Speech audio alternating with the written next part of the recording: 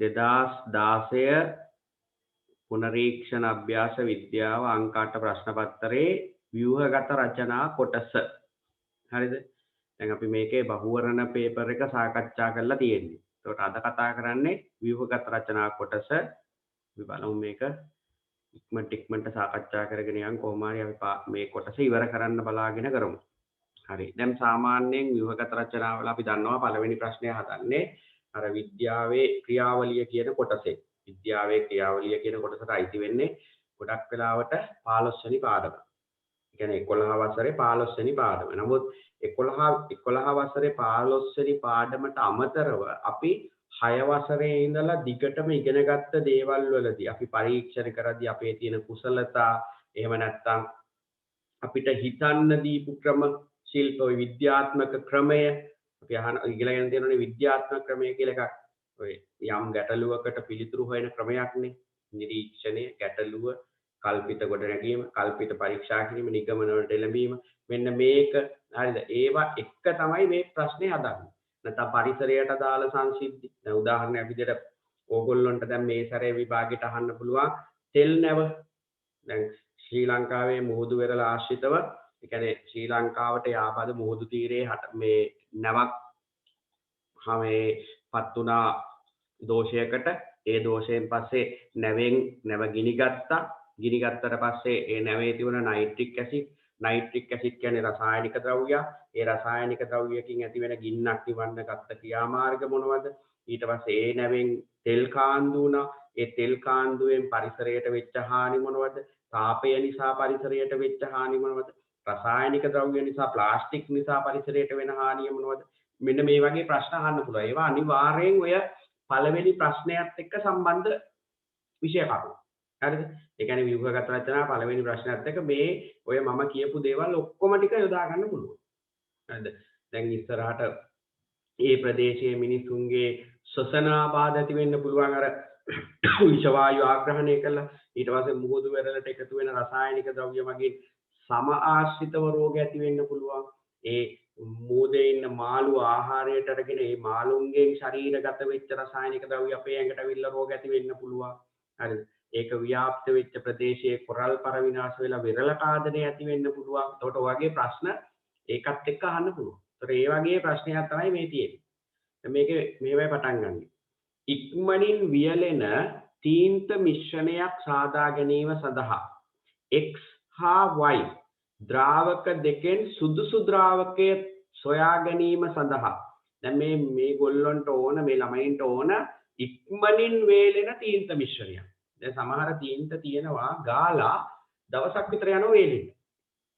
සමහර තීන්ත වර්ග තියෙනවා ගාලා පැයක් දෙකක් යනකොට වේලිලා ඒ පෘෂ්ඨය ඇලෙන්නේ නැහැ, ගෑවෙන්නේ නැහැ. ඒතකොට ඒ වගේ ඉක්මනට වේලෙන තීන්ත හදා ගන්න සුදුසු ද්‍රාවකය සොයා ගැනීම සඳහා සිසුන් පිරිසක් ක්‍රියාකාරකමක නිරත විය. එහිදී නිශ්චිත වර්ගඵලයක ආලේප කළ තීන්ත වියලීමට ගත වූ කාලය මැනගන්නා ලදී. ලැබුණු ප්‍රතිඵල පහත වගුවේ දැක්වේ. කට්ටල දෙකක් තියෙන පළවෙනි කට්ටලය දෙවෙනි කට්ටලය. භාවිතා කළ ද්‍රාවකය AB තීන්ත වියලීමට ගත වූ කාලය මිනිත්තු 60යි මිනිත්තු 90යි. එතකොට B කියන ද්‍රාවකය ගත්තම ගොඩක් වෙලා ගිහිල්ලා තියෙනවා. තීන්ත වියලෙන්න. A කියන ද්‍රාවකය ගත්තම මිනිත්තු 60න් තීන්ත වියලෙලා තියෙනවා. දැන් පළවෙනි ප්‍රශ්නේ කියනවා.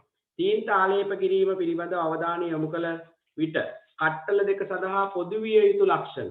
මේක හිතලා ලියන්න පුළුවන්. දැන් මේ වගේ පරීක්ෂණයක් කරද්දී පොදු විය යුතු ලක්ෂණ. දැන් මේ තීන්ත දැන් අපි පරීක්ෂා කරන්න යන්නේ A තීන්තයද ඉක්මනට වේලෙන්නේ B තීන්තය. දැන් ඒගොල්ලන්ට ඒක නිගමනයේ ඇවිල්ලා තියෙනවා විනාඩි 60යි A තීන්ත. හැබැයි එතෙන්දී අපි මොනවද ඒ ක්‍රියාකාරකම කරද්දී මේ දෙකටම පොදු ලක්ෂණ විදියට ගන්න ඕන. අන්න ඒවා තමයි අහලා තියෙන්නේ. දැන් අපිට එකක් ගන්න පුළුවන් මෙහෙම. භාවිතා කරන ආලේප කිරීමට භාවිතා කරන පෘෂ්ඨ සමාන වීම. හරිද? අනිවාර්යෙන් දැන් බිත්ති දෙකක ගෑවුවත් වැරදි. එකම ස්වභාවයක් තියෙන බිත්තිය කොන මේක යම් සමාන වර්ගඵල. නැත්නම් අපි සමාන වර්ගඵල දෙකක තීන්ත ආලේප කිරීම. ආලේප කරන පෘෂ්ඨ දෙක සමාන වීම. ආලේප කරන කාලය සමාන වීම. හරිද? ආලේප කරන කාලය සමාන වීම. ඊට පස්සේ ආලේප කරන බුරුසු දෙක සමාන වීම. ඒව ගන්න පුළුවන්. ආලේප කරන දිනය සමාන එකම වේලාවකදී තීන්ත ආලේප කිරීම මෙන්න මේ වගේම සමාන වෙන්න ඕනේ. නැත්නම් තත්ත්ව වෙනස් වෙනවා. දැන් උදාහරණයක් විදිහට අපි හිතමු දැන් ඔය තීන්ත දෙක ආලේප කරනවා දවස් දෙකක. එක දවසක් වැහි දවසක්. අනිත් දවස හොඳට පායපු දවසක්. එතකොට අපිට නිගමනයකට එළෙන්න බෑ. අපිට සමහර වෙලාවට දේශගුණික බලපෑම් කාලගුණික බලපෑම් නිසා පරිසරයේ මේ පරීක්ෂණයේ ප්‍රතිඵල වෙනස් වෙන්න පුළුවන්. ඒක නිසා ඒව සුදුසු තත්ත්වයන් තියෙනවා. එහෙනම් අපිට ආලේප කරන වර්ගඵලය සමාන වීම, ආලේප කරන බුරුසු සමාන වීම, ඊට පස්සේ ආලේප කරන පෘෂ්ඨවල ස්වභාවය සමාන වීම, එකම කාල සීමාවක් තුල ආලේප කිරීම ඔන්න වගේ ලක්ෂණ හතරක් ලියන්න. හරිද? අපිට මේ විදිහට අපිට මේකට උත්තර ගන්න පුළුවන්. ඊට පස්සේ දෙවෙනි ප්‍රශ්නය. තීන්ත මිශ්‍රණය සකස් කිරීම පිළිබඳ අවධානය යොමු කළ විට එහිදී සැලකිලිමත් යුතු කරුණු දෙකක්. මිශ්‍ර කරනකොට දැන් ඔන්න දැන් අපි මේ ක්‍රියාකාරකම කරද්දී ඕනම පරීක්ෂණයක් කරද්දී අපි ද්‍රව්‍ය කිහිපයක් ගන්නවා නම් ඒ කියන්නේ කට්ටල කිහිපයක් ගන්නවා නම් ඒවයි සමාන තත්ත්ව තියෙනවා. දැන් ඕගොල්ලෝ ගෙදර වෙන පරීක්ෂණයක් කරා කියලා හිතන්න. මේවවිල්ලා මේ විද්‍යාවේ ක්‍රියාවලිය විද්‍යාත්මක ක්‍රමයේ ලක්ෂණ පරීක්ෂණයක් කරනකොට ඇටෝම් කිහිපයක් තියෙනවා ඒවයි තත්ත්වයන් සමාන වෙන්න ඕන. දැන් අහන්නේ ඊළඟ එකෙන් තීන්ත මිශ්‍රණය සකස් කිරීමේ අවධානය යොමු කළ සකස් කිරීම පිළිබඳව අවධානය යොමු කළ විට එහිදී සැලකිලිමත් විය යුතු කරුණු දෙකක්. එහෙනම් අපි ගන්න ඕන මෙහෙම. එකක් තමයි මිශ්‍ර කළ ක්‍රම සමාන වීම. මිශ්‍ර කළ ක්‍රමය සමාන වීම. නිකන් හිතන්න මෙහෙම. දැන් අපි සමහර වෙලාවට ගෙදර තීන්ත මිශ්‍ර කරන්න ගේනවා මෝටරයක්. අර තීන්ත ගාන අය ගාව තියෙනවා පොඩි මැෂින් එකක් තියෙනවා මේ කරන්ට් එකට ගහලා ඒකෙන් පුළුවන් තීන්ත මිශ්‍ර කරන්න. දැන් අපි හිතමු එක තීන්ත වර්ගයක් ඒ විදිහට මිශ්‍ර කරලා අනිත් තීන්ත වර්ගය අතින් මිශ්‍ර කරොත් අතින් කලවම් කරොත් ඒක ගැලපෙන්නේ නැහැ. එහෙනම් තීන්ත මිශ්‍ර කරන ක්‍රමය සමාන වෙන්න ඕන. එකක්. තව එකක් තමයි එකම ද්‍රව පරිමා යොදා ගැනීම. හරිද? තීන්ත මිශ්‍ර කිරීමට යොදා ගන්න ද්‍රව පරිමා සමාන වීම. ද්‍රව පරිමා සමාන වීම. මිශ්‍ර කළ කාලය සමාන වීම. අපි හිතමු එකක් පැයක් විතර මිශ්‍ර කරනවා අනිත් එක විනාඩි 5න් මිශ්‍ර කරලා ගන්නවා. එහෙම බෑ. මිශ්‍ර කරපු කාලය සමාන වෙන්න ඕන. ද්‍රව පරිමා සමාන වෙන්න ඕන. ඒ කියන්නේ සමාන පරිමා යොදා ගැනීම. ඊට පස්සේ තව එකක් තමයි මිශ්‍ර කළ ක්‍රමය සමාන වීම. මෙන්න මේ වගේ දේවල් උත්තරයට ගන්න පුළුවන්. ඔය හිතල් ලියන ඒවා. දැන් මම කියපු ඒවාම වෙන්න ඕන නෑ. ඔයගොල්ලන්ට හිතනවා නම් ඊට වඩා මෙන්න මේකත් හරි කියලා එහෙම උත්තර මේවයි තියෙන්න පුළුවන්. නිශ්චිත නෑ. හරිද? තුන්වෙනි ප්‍රශ්නේ. තීන්ත වියලීම කෙරෙහි බලපාන පාරිසරික සාධක. උෂ්ණත්වය, ආර්ද්‍රතාව, සුළඟ ඒවා අපිට ගන්න පුළුවන්. සුළඟ තියෙන ඉක්මනට වියලෙන්න පුළුවන්. උෂ්ණත්වය වැඩි දවසක් නම් ඉක්මනට වියලෙන්න පුළුවන්. පරිසරයේ ජල වාෂ්ප වැඩි නම් වියලෙන කාලය වැඩි වෙන්න පුළුවන්. ඒ කියන්නේ අඩුවෙන් ඉක්මනට වියලෙන්නේ නැහැ. හරිද? වගුවේ දැක්වෙන දත් අණුව තීන්ත මිශ්‍රණය සැකසීමට සුදුසු ද්‍රාවකය උත්තරය A. දැන් ඒක සරල කොටසක් පොඩි කොටසක් තිබුණේ අපි යම් B කොටසට.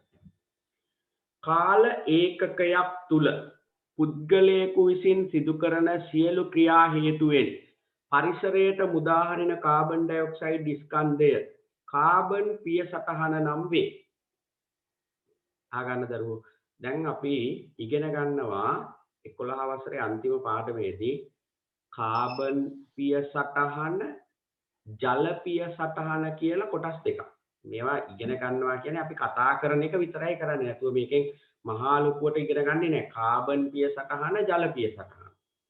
කාබන් පිය සටහන කියලා කියන්නේ මේක හරි ඔලුවට දාගන්න. එතකොට ඕගොල්ලන්ට මතක හිටිනවා. යම් පුද්ගලයෙක් නිෂ්පාදනයක් ආයතනයක් මගින් නිෂ්පාදනයක් කරද්දී හරි පුද්ගලයෙක් හරි නැත්නම් ආයතනයකින් හරි වර්ෂයකදී අපි ගොඩක් වෙලාට ගන්නේ වර්ෂයක් කාල ඒකකයක් විතර ගන්නේ වර්ෂයකදී පරිසරයට පිට කරන කාබන් ඩයොක්සයිඩ් ස්කන්ධ අපි කියන කාබන් පිය සටහන කියලා. හරිද? එක මිනිස්සෙක් අවුරුද්දකට කොච්චර කාබන් ඩයොක්සයිඩ් ප්‍රමාණයක් පරිසරයට පිට කරනවද? ඒක කියන මේ මිනිස්යාගේ කාබන් පිය සටහන. දැන් අපි කාබන් ඩයොක්සයිඩ් පරිසරයට පිට කරන්නේ හුස්ම පිට කළා විතරක් නෙමෙයි. අපි කරන ක්‍රියාකාරකම් වලින් කාබන් ඩයොක්සයිඩ් පරිසරයට පිට වෙනවනේ. අන්න ඒව ගත්තම එහෙම වැඩි මිනිස්යාගේ කාබන් පිය සටහන වැඩි. කාබන් පිය සටහන වැඩි කියන්නේ මේ මිනිස්යාගේ පරිසරයට වෙන හානිය වැඩි. ඒ කාබන් ඩයොක්සයිඩ් වැඩියෙන් පිට කරනනේ පරිසරයට. ඒතකොට පරිසරයේ උෂ්ණත්වය වැඩි වෙනවා. කාබන් ඩයොක්සයිඩ් කියන්නේ හරිතාගාර වායුවක්. හරිතාගාර වායු කියලා කියන්නේ පෘථිවි වායු ගෝලයේ නැත්නම් මේ පරිසරයේ උෂ්ණත්වය ඉහළ නංවන වායු වලට. හරිතාගාර වායු. කාබන් ඩයොක්සයිඩ් වැඩි වෙන පරිසරයේ උෂ්ණත්වය වැඩි වෙනවා. හරිද? ඒක ඊටාම භයානකයි. ඒක ඇත්තට හොඳ දෙයක් නෙවෙයි. ඒක නිසා පුළුවන් තරම් අපි කාබන් පිය සටහන අඩු කරගන්න. කාබන් පිය සටහන අඩු ගොඩක් වෙලාවට සරල දිවි පැවැත්මක් තියෙන මිනිස්සුන්. හරිද? තාක්ෂණික මෙවලම් අඩුවෙන්ම භාවිතා කරනවා නම් කාබන් පිය සටහන අඩුයි. දැන් උදාහරණයක් විදිහට අපි හිතමු ගෝත්‍රික පිරිසක් ඉන්නවා කියලා වනාන්තරයක. වනාන්තරයක ගෝත්‍රික පිරිසක් ඉන්නවා. ඒ මිනිස්සු මොකුත් භාවිතා කරන්නේ නැහැ තාක්ෂණික මෙවලම්. ගින්දර භාවිතා කරයි. ආහාර පුලුස්සා ගන්න කන්න. සතෙක් අල්ලගෙන මරාගෙන කාවි. හරිද? එතනින් එහාට දෙයක් කෙරෙන්නේ නැහැ. ඒගොල්ලොන්ගෙන් පරිසරයට කාබන් ඩයොක්සයිඩ් විදිහට පිට වෙන්නේ හුස්ම පිට කරන ටිකයි අර ගිනි ගොඩක් ගැහුවාම එතනින් පිට වෙන කාබන් ඩයොක්සයිඩ් ටිකයි විතරයි. නමුත් හිතන්න දියුණු රටක මිනිස්සේ කොච්චර පරිසරයට කාබන් ඩයොක්සයිඩ් පිට කරනවද? දැන් දියුණු රටක මිනිස්සේ උදේ ඉඳලා නිදා ගන්නකම් කොච්චරක් තාක්ෂණික උපකරණ භාවිතා කරනවද? ඉලෙක්ට්‍රොනික උපකරණ. දැන් ඔයගොල්ලෝ කිය ඒවයින් කාබන් ඩයොක්සයිඩ් පිට වෙන්නේ නැහැ නේද කියලා. නමුත් ඒවා පිට නොවුනට ඒවා වැඩ කරන්නේ විදුලියෙන්නේ. විදුලිය නිපදවන්නේ. බොහෝ වෙලාවට ගල් ලඟුරු තාප බලාගාරවල. ඒතකොට විදුලිය වැඩි වෙන්න පරිභෝජනය අරහේ ගල් ලඟුරු බලාගාර වලින් විශාල වශයෙන් කාබන් ඩයොක්සයිඩ් පිට වෙනවා. ඊළඟට දියුණු රටක මිනිස්සේ ලෝකේ හැමතැනින්ම ගේන ආහාර පරිභෝජනය කරනවා. එතකොට අපි හිතමු ලෝකේ හැමතැනින්ම ආහාර ගේන්නේ නැව් වලින්, ගුවන් යානා වලින්, වාහන වලින් කොච්චර පරිසරයට කාබන් ඩයොක්සයිඩ් පිට වෙනවද? අන්න එහෙමයි මේ කාබන් පිය සටහන තියෙන්නේ. මේවා නිශ්චිත නැහැ. මනින්න බෑ. නමුත් දල වශයෙන් කියන දැන් මේ වගුවේ දීලා තියෙන මෙහෙම. ඇමරිකාවේ මිනිස්සෙක් අවුරුද්දකට ටොන් 19.6ක් පරිසරයට කාබන් ඩයොක්සයිඩ් පිට කරනවා. ඕස්ට්‍රේලියාවේ මිනිස්සෙක් 18.4ක්. ඉන්දියාවේ මිනිස්සෙක් 1.1. ශ්‍රී ලංකාවේ මිනිස්සෙක් 0.1. ඒක නම් වෙන්න බැරි වෙඩක් මං හිතන්නේ. හරිද? ලංකාවේ ඊට වඩා කාබන් ඩයොක්සයිඩ් අවුරුද්දකට පිට කරන මිනිස්සු. කැලෑගිනි තියලා හරි මොකක් හරි කරලා හරි කරනවා. හරිද? බැරිම වුණා. එහෙමනේ තියෙන ලංකාවේ මිනිස්සුන්ගේ. හරි. එතකොට අපි බලමු ඇමරිකාව, ඕස්ට්‍රේලියාව වැනි රටවල කාබන් පිය සටහන ඉහළගයක් ගැනීමට එක හේතුවක්. දැන් ලංකාවේ වගේ නෙවෙයි. ඇමරිකාව වගේ රටවල් වල මිනිස්සුන්ට තනියම පෞද්ගලිකව වාහන තියෙනවා. ගොඩක් වෙලාවට දියුණු රටවල් වල එහෙමනේ. නමුත් දැන් අපේ දියුණු රටවල් වල ඒක දැන් ටික අර ඊට විරුද්ධ පැත්තට ක්‍රමක්‍රමයෙන් ගමන් කරමින් තියෙනවා. දැන් ජපානය වගේ රටවල් වල පෞද්ගලික වාහන ගන්න පුළුවන් වුණාට ගොඩක් මිනිස්සු පොදු ප්‍රවාහනය භාවිතා කරනවා. ඒකට හේතුව තමයි පොදු ප්‍රවාහන ක්‍රමවත් වීම. දැන් පෞද්ගලික වාහනයකින් යන්නේ අපි දැන් ලංකාවේ මිනිස්සෙක් දැන් අපි මෙහි ඉඳලා කොළඹ යන්න උත්සාහ කරන්නේ පාරේ වාහන වලට වඩා අපේ වාහනයක යන්න උත්සාහ කරනවා. හේතුව මොකද්ද? හේතුව තමයි පාරේ වාහනයකින් ගියොත් අපි විශාල කාලයක් රස්තිය අඩු වෙනවා. ඒ කියන්නේ ගොඩාක් කල් අපිට මේ ගමන් කරන්න මේ නිශ්චිතව નિયમિત වෙලාවට වාහන නැහැ. ඒක නිසා අපි උත්සාහ කරනවා අපේ වාහන වලින් යන්න. හරිද? එතකොට කාබන් ඩයොක්සයිඩ් පරිසරයේ මුදාහන ප්‍රමාණය වැඩි. නමුත් වෙන රටවල් වල નિયમિત වේලාවට ගමන් කරන ප්‍රවාහන සැකසුම් පද්ධති තියෙනවා. ඒකට ඒක නිසා ඒගොල්ලන්ට ගැටලුවක් නැහැ. නමුත් අපේ රටේ එහෙම නැහැ. ඒකයි හේතුව. ඒතකොට අහන්නේ ප්‍රශ්නේ ඇමරිකාව, ඕස්ට්‍රේලියාව වැනි රටවල කාබන් පිය සටහන ඉහළ ගියා. එකක් තමයි පෞද්ගලික ප්‍රවාහනය බහුල වීම. නැත්තම් මිනිස්සු පෞද්ගලික වාහන මගින් ප්‍රවාහනය සිදු කිරීම. තව එකක් තමයි තාක්ෂණය දියුණු වීම, භාවිතා කරන උපාංග ප්‍රමාණය වැඩි වීම, විදුලි පරිභෝජනය වැඩි වීම. හරිද? ආහාර සැතපුම ඉහළ ගයක් ගැනීම. ඒ කියන්නේ වෙන රටවල් වලින් ආහාර ගෙන්නන. ඔන්න වගේ දේවල් නිසා තමයි කාබන් පිය සටහන වැඩි. හරිද? ඒක ලියන්න පුළුවන්. නමුත් දැන් ඔය ප්‍රශ්නෙට අනුව දැන් අද වෙනකොට නම් ඒකත් අඩු වෙනවා බොහෝ රටවල් වල දියුණු රටවල් වල. ඊළඟට දෙවෙනි කොටස ප්‍රවාහන ශේෂ්ත්‍රය ගැන අවධානය යොමු කරමින් කාබන් පිය සටහන අඩු කර ගැනීමට ක්‍රමයක්. එතන අපි කියන්න පුළුවන් පෞද්ගලික ප්‍රවාහන ක්‍රම වෙනුවට පොදු ප්‍රවාහන ක්‍රම දියුණු කිරීම. පෞද්ගලික ප්‍රවාහන ක්‍රම වෙනුවට පොදු ප්‍රවාහන ක්‍රම දියුණු කිරීම. ඊළඟ එකේ කියනවා කාබන් පිය සටහන ගෝලීය උණුසුම අතර පවතින සම්බන්ධය. සම්බන්ධය ලියන්න තියෙන්නේ කාබන් පිය සටහන වැඩි වෙන විට ගෝලීය උණුසුමද වැඩි වේ. කාබන් පිය සටහන වැඩි වෙන විට ගෝලීය උණුසුමද වැඩි වේ. හරිද? ඒක තමයි සම්බන්ධය. කාබන් පිය සටහන වැඩි වෙන්න ගෝලීය උණුසුමත් වැඩි වෙනවා. right. අපි යන් C කොටසට. C.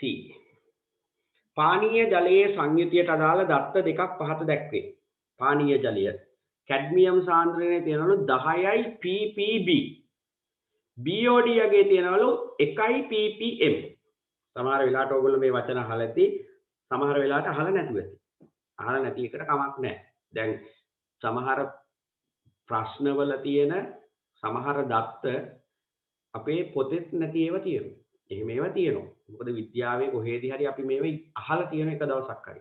ඒක නිසා තමයි මේ පේපර් වල ඒවා දාන්නේ. නැත්නම් සිලබස් එකේ නැතුව හරි එහෙම නෙවෙයි. දැන් කැඩ්මියම් සාන්ද්‍රණය 10යි ppb. මේ ppb කියන වචනේ තේරුම බිලියනයකට කොටස් කියන එක. ඒ කියන්නේ ජලය බිලියනයක් ගත්තොත් කොටස් කැඩ්මියම් කොටස් තියෙන 10ක්. හරිද? BOD යගය කියන්නේ ජෛව රසායනික ඔක්සිජන් ඉල්ලුම. ජෛව රසායනික ඔක්සිජන් ඉල්ලුම. හරිද? ඒක ppm වලින් මනින එක නම් මට ෂුවර් නෑ. ppm කියන්නේ parts per million, මිලියනයකට කොටස් කියන එක. BOD යගයක් මනින්නේ එකට වඩා අඩු, එකට වඩා වැඩි. එහෙමයි මනින්නේ. හරිද? BOD යගේ කියන්නේ ජෛව රසායනික ඔක්සිජන් ඉල්ලුම. නිකන් හිතන්න ඔයගොල්ලෝ දැන් 11 මම ඒක පොඩ්ඩක් කියලා දෙන්නම්. හොඳට අහගෙන ඉන්නකො. 11 වසරේ අපි 15 වෙනි පාඩමේ ඉගෙන ගන්න සුපෝෂණය කියලා විෂය කරුණක්. සුපෝෂණය සිද්ධ වෙන්නේ ජලාශවල. හරිද?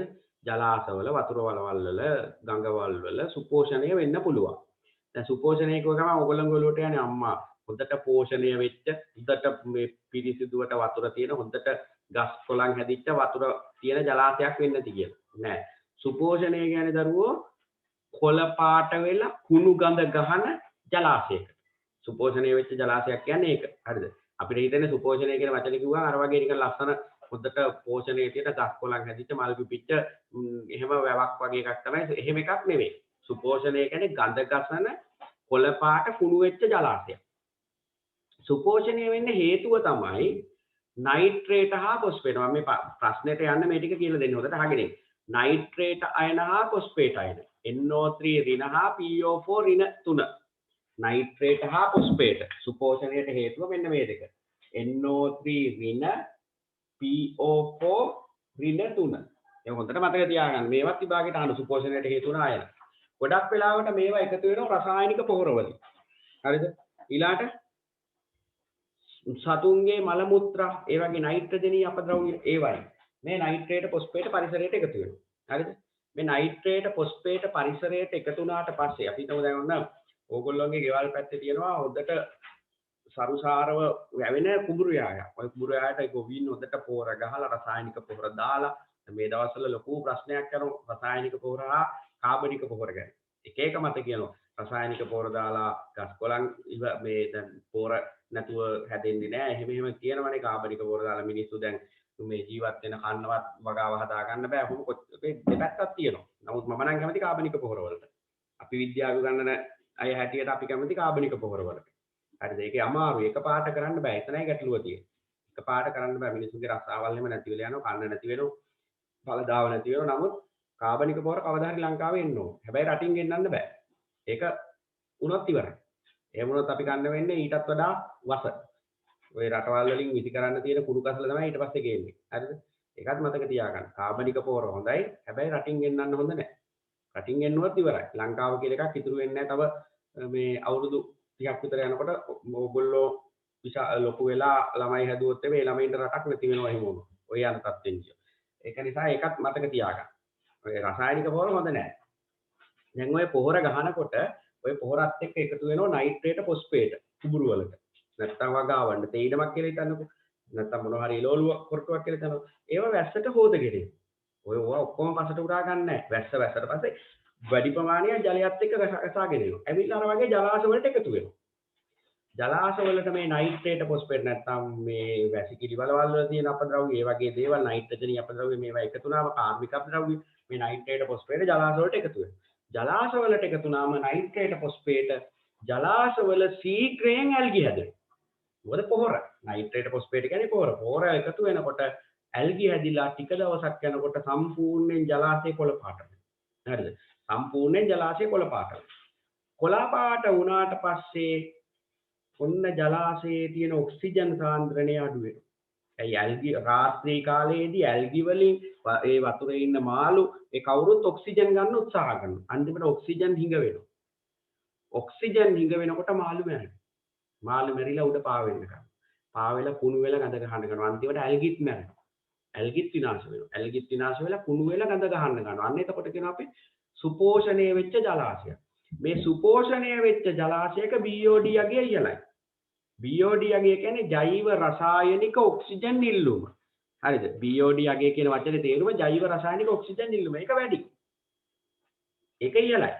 ඒක ඉහළයි. එතකොට ඔක්සිජන් ඉල්ලුම වැඩි. ඔක්සිජන් නැහැ. ඉල්ලුම වැඩි. ඒක නිසා තමයි මාළු මැරෙන්නේ. අන්තිමට සුපෝෂණය වෙච්ච ජලාශයක් ගාවට ගියාම බලන්න බලලා මාළු උඩට ඇවිල්ලා මෙහෙම කට අරගෙන මෙහෙම කර කර ඉන්නවා. හරිද? ඒකට හේතුව ඔක්සිජන් ගන්න උත්සාහ කරන්නේ කොහොම හරි කරලා. එහෙම අරගෙන ඉවර වෙලා එහෙම නැතුව ටික දවසක් ගිහලා මැරෙනවා. ඊට පස්සේ කුණු වෙනවා. ඔන්න වගේ ජලාශයකට කියන සුපෝෂණය වෙච්ච ජලාශය. ඒවයි තමයි මතක තියාගන්න BOD යගේ වැඩි. හොඳට කැළපෙන දොළ පාරක හොඳට ගඟක ගල් දිගේ කරකැවි කැවි වතුර එනවනම් BOD යගේ අඩුයි. BOD යගේ කියන්නේ ජෛව රසායනික ඔක්සිජන් ඉල්ලුම. ඉල්ලුම අඩුයි. හරිද? ඉල්ලුම වැඩි ගහන එක ගණත්තේ වැඩි නැත්නම් දැන් ටැංකියක මාළු ගොඩාරියක් ඉන්නවනම් දැන් සමහර අය එහෙම කරනවනේ පොඩි කාලේ අපි මාළු හදන්න ආස වුණාම අපි කරන්නේ මාළු ටැංකියක් අරන් ගිහලා මෙච්චර විතර පොඩි මාළු ටැංකියක් ගිහලා මාළු 50ක් 60ක් ගෙනත් දානවා ඔකට. ඊළඟ දවස් බලනකොට ඔක්කොම මැරිලා. හේතුව මොකද්ද? වතුරේ ඔක්සිජන් නැහැ. හුස්ම ගන්න විදියක් නැහැ මාළුන්ට. අන්න ඒ වගේ BOD යගේ ඉහළ යනවා. ඒ ඉල්ලුම වැඩි. උන්නෝක තමයි හේතුව. දැන් අපි ප්‍රශ්නේ උත්තර ටික බලමු. මෑත කාලයේදී පරිසරයට කැඩ්මියම් එකතු වීම ශීඝ්‍ර ලෙස වැඩි වී ඇත. මේට හේතු වන මානව ක්‍රියාකාරකමක්. කැඩ්මියම් හේතු වෙන ප්‍රධාන ක්‍රියාකාරකමක් තමයි රසායනික කෝෂ. මේ අපි භාවිතා කරන කෝෂවල ඇතුලේ තියෙනවා කැඩ්මියම්. නිකල් කැඩ්මියම්, ලිතියම් අයන ජංගම දුරකථන බැටරි ඒ වගේ ඒවායි කැඩ්මියම් තියෙනවා. එහෙනම් ලියන්න පුළුවන් රසායනික කෝෂ පරිසරයට භාවිතයෙන් පසු රසායනික කෝෂ පරිසරයට මුදා හැරීම. සර් කෘමිනාශක භාවිතයත් පුළුවන්ද? කෘමිනාශක භාවිතයක් පුළුවන්. කෘමිනාශක වලක් තියෙනවා. හරිද? ඒ කියන්නේ රසායනික මේ කියන්නේ කෘෂි රසායනික ද්‍රව්‍ය කියලා ලියනවා. කෘමිනාශක කියලාම ලියන්නේ නැතුව පොදුවේ ලියන්නේ කෘෂි රසායනික. කෘෂි රසායනික ද්‍රව්‍ය භාවිතයේ අරකට ලියන අරක තමයි වඩාත්ම හරියක. ජංගම මේ දුරකත් මේ ජංගම දුරකත් මේ රසායනික කෝෂ භාවිතයෙන් පසු පරිසරයට මුදා හැරීම. රසායනික කෝෂ භාවිතයෙන් පසු පරිසරයට මුදා හැරීම. හරි. දෙවෙනි ප්‍රශ්නේ තියෙනවා ජලජ ශාක ඊතලයක් ශාක භක්ෂක මාළුවා ඊතලයක් මාංශ භක්ෂක මාළුවා. මේක ආහාර දාමයක්. ආහාර දාමයක් දිගේ මෙන්න මේ ද්‍රව්‍ය මේ බැරලෝහ මේව බැරලෝහ මේ කැඩ්මියම් කියන්නේ බැරලෝහය. බැරලෝහ ඉහළ පුරුක් වලට ගමන් කරනවා. ආහාර දාම දිගේ සමහර විෂ සහිත රසායනික සංයෝග ඉහළ පුරුක් වල සිටින ජීවීන් තුළ එක්රැස් වීමට කියන්නේ ජෛව එක්රැස් වීම කියලා. ඔකට කියන වචනේ තමයි ජෛව එක්රැස් වීම. ආහාර දාම දිගේ විෂ සහිත රසායනික සංයෝග පරිසරයේ තියෙන විෂ සහිත රසායනික ද්‍රව්‍ය අධික සාන්ද්‍රණයකින් ඉහළ පුරුක් වල එක්රැස් වීම. එතකොට මේ කැඩ්මියම් උපරිම කැඩ්මියම් සාන්ද්‍රණයක් දැකියක්කේ කුමන ජීවියාගේ දේහය තුලද? උත්තරේ මාංශ භක්ෂක මාළුවා. මාංශ භක්ෂක මාළුවා. හේතුව තමයි ආහාර දාම දිගේ මේවා ඉහළ පුරුක් වල එක්රැස් වීම. ජෛව එක්රැස් වීම කියලා ලිව්වත් ඇති. මේකට ජෛව එක්රැස් වීම කියලා ලිව්වා හොඳටම ඇති. අර වාක්‍ය විස්තර කරලා ලිව්වේ නැතත් කමන්නේ. මොකද්ද සර් ආහාර දාම වල ඉහළ පුරුක් වල ආහාර දාම දිගේ ඉහළ පුරුක් වල විෂ සහිත සංයෝග එක්රැස් වීම. ඉහළ සාන්ද්‍රණයකින් එක්රැස් වීම. විෂ සහිත සංයෝග වැඩි සාන්ද්‍රණයකින් එක්රැස් වීම.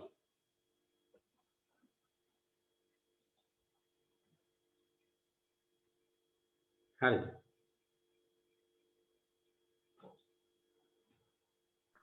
ඊළඟ ප්‍රශ්නේ කියන ජලයේ BOD අගය ඉහළ යෑමට එක හේතුවක්. ජලයේ BOD අගය ඉහළ යෑමට එක හේතුවක්. දැන් අපි කියන්න බලන්න උත්තරේ.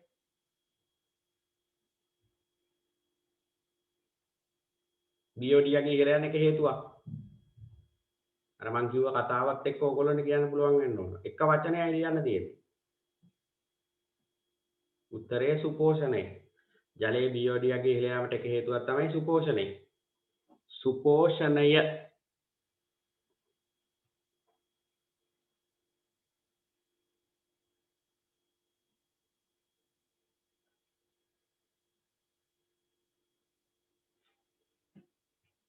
හරි. අපි යමු දෙවෙනි ප්‍රශ්නෙට. දෙවෙනි ප්‍රශ්නය. මිනිසාගේ ශ්වසන ක්‍රියාවලිය බාහිර ශ්වසනය හා ශෛලීය ශ්වසනය ලෙස ආකාර දෙකකින් සමන්විත වේ. ශ්වසනයේ ආකාර දෙකයි බාහිර ශ්වසනය ශෛලීය ශ්වසනය. බාහිර ශ්වසන යාන්ත්‍රණයට අයත් ක්‍රියාවලි දෙක නම් කරන්න. උත්තරය තමයි ආශ්වාසය හා ප්‍රාශ්වාසය. නැත්නම් ආශ්වාස යාන්ත්‍රණය සහ ප්‍රාශ්වාස යාන්ත්‍රණය.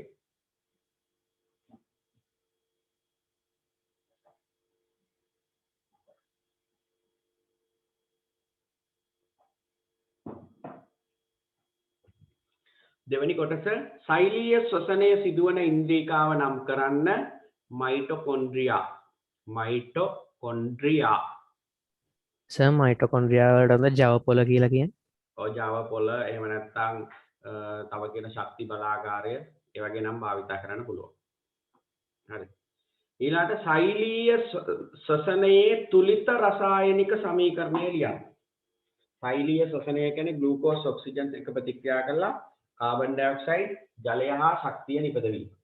ඒතර අපිට තුලිත සමීකරණ ලියන්න පුළුවන් මෙහෙම C6යි H12යි O6යි ධන 6යි O2 ඊතලයක් 6යි CO2 ධන 6යි H2O ධන ශක්තිය. මේ තියෙන්නේ තුලිත සමීකරණය. ශෛලිය. මේක සිද්ධ වෙන්නේ මයිටොකොන්ඩ්‍රියා ඇතුලේ.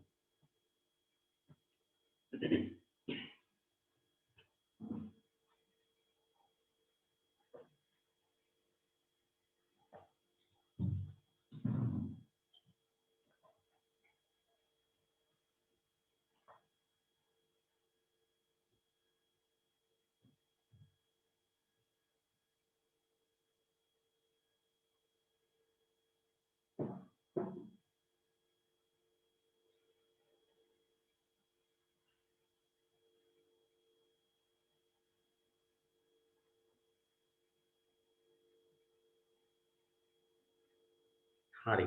ඊළඟ ප්‍රශ්නයෙන් අහනවා ශෛලීය ශ්වසනයේදී නිදහස් වන ශක්තියේ මුල් ප්‍රභවය කවුද? ශෛලීය ශ්වසනයේදී නිදහස් වන ශක්තිය. දැන් මේ ශෛලීය ශ්වසනයේදී ශක්තිය නිපදවන්නේ අපි ආහාරවල තියෙන ශක්තිය. මේ තියෙන ආහාර ග්ලූකෝස්. ආහාර අපි ගන්නෙ අනුභවයේ. නැත්නම් ආහාර අපි කාලා ගන්නෙ. ආහාර කාලා ආහාර අනුභව කරලා ජීර්ණයෙන් ගන්නෙ. ඒ ආහාර නිපදවන්නේ ශාක. ශාක ආහාර නිපදවන්නේ සූර්යාගේ ආලෝක ශක්තිය භාවිතයෙන්. එහෙනම් මතක තියාගන්න මේ අපි ගන්න ශෛලීය ශ්වසනයේදී අපි නිදහස් කරගන්න ශක්තියේ මූලික ප්‍රභවය ඇවිල්ලා සූර්යයා. හරිද? මොකද පොළවට ශක්තිය සපයන්නේ සූර්යයා. සූර්යයා හරහා ශක්තිය පොළවට එනෝ. ශක්තිය ඒක දිශානතිකයි. ඒකත් මතක තියාගන්න. සූර්යාගෙන් පොළවට එනවා ශාක තිර කරනවා ශාක වලින් සතුන්ට යනවා සතුන්ගෙන් ඉහළ පුරුක්කල සතුන්ට යනවා ඒගොල්ලොන්ගෙන් පරිසරයට ආපහු වියෝජනය වෙලා පරිසරයට එකතු වෙනවා ආපහු සූර්යාට යන්නේ නැහැ සූර්යාට යනවා නම් ආපහු චක්‍රයක් වෙනෝනේ චක්‍රය යන්නේ එකම දිශාවට තමයි ශක්තිය ගමන් කරන්නේ ක්‍රමක්‍රමයෙන් ශක්තිය හානි වෙමින් සූර්යාගෙන් පොළවට එනවා පොළවෙන් ගස් වලට එනවා ගස් වලින් ශාක භක්ෂකයන්ට එහෙම ගිහිල්ලා ඉහළ පුරුක්කල සතුන්ට යන උන් මරණයට පස්සේ වියෝජකය හරහා පරිසරයට එකතු වෙනවා එහෙමයි වෙන්නේ හරිද? එහෙනම් අපිට ඒ විදිහට මතක තියාගන්න පුළුවන්. එහෙනම් සූර්යයා තමයි උත්තරේ.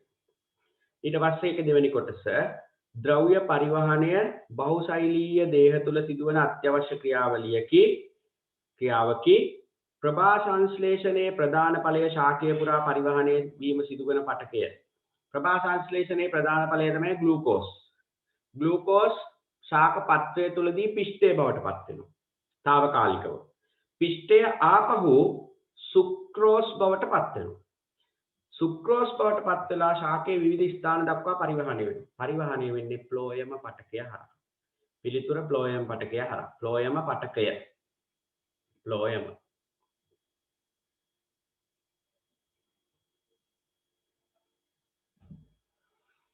ඊට ආ කොටස මිනිස් සිරුර තුළ ද්‍රව්‍ය පරිවහනය රුධිර සංසරණ පද්ධතිය මගින් සිදු කරයි මේට අවශ්‍ය බලය හෘදය මගින් ලබා දේ හෘදය හා සම්බන්ධ පහත පද පැහැදිලි කරන්න ආකුංච පීඩනය විස්තාර පීඩනය හරි හොඳට අහගන්න මම මේ ටික පැහැදිලිව කියලා දෙන්නම් ඔය තියෙන රුධිර පීඩනයේ මූලික කොටස් දෙක අපි ඉස්සෙල්ලාම දැනගන්න ඕනේ මොකද්ද රුධිර පීඩනය කියන්නේ කියලා රුධිර පීඩනය කියලා කියන්නේ රුධිරය මගින් රුධිර නාලවල බිත්ති මත ඇති කරන පීඩනයට රුධිරය මගින් රුධිර නාලවල බිත්ති මත ඇති කරන පීඩනයට කියන්නේ රුධිර පීඩනය සරලව කියනවා රුධිරය මගින් ධමනි බිත්ති මත ඇති කරන පීඩනය රුධිර පීඩනය බ්ලඩ් ප්‍රෙෂර් කියලා කියන්නේ හරිද මේක ලියන්නේ මෙන්න මෙහෙම නිරෝගී පුද්ගලයෙකුගේ රුධිර පීඩනය ලියන්නේ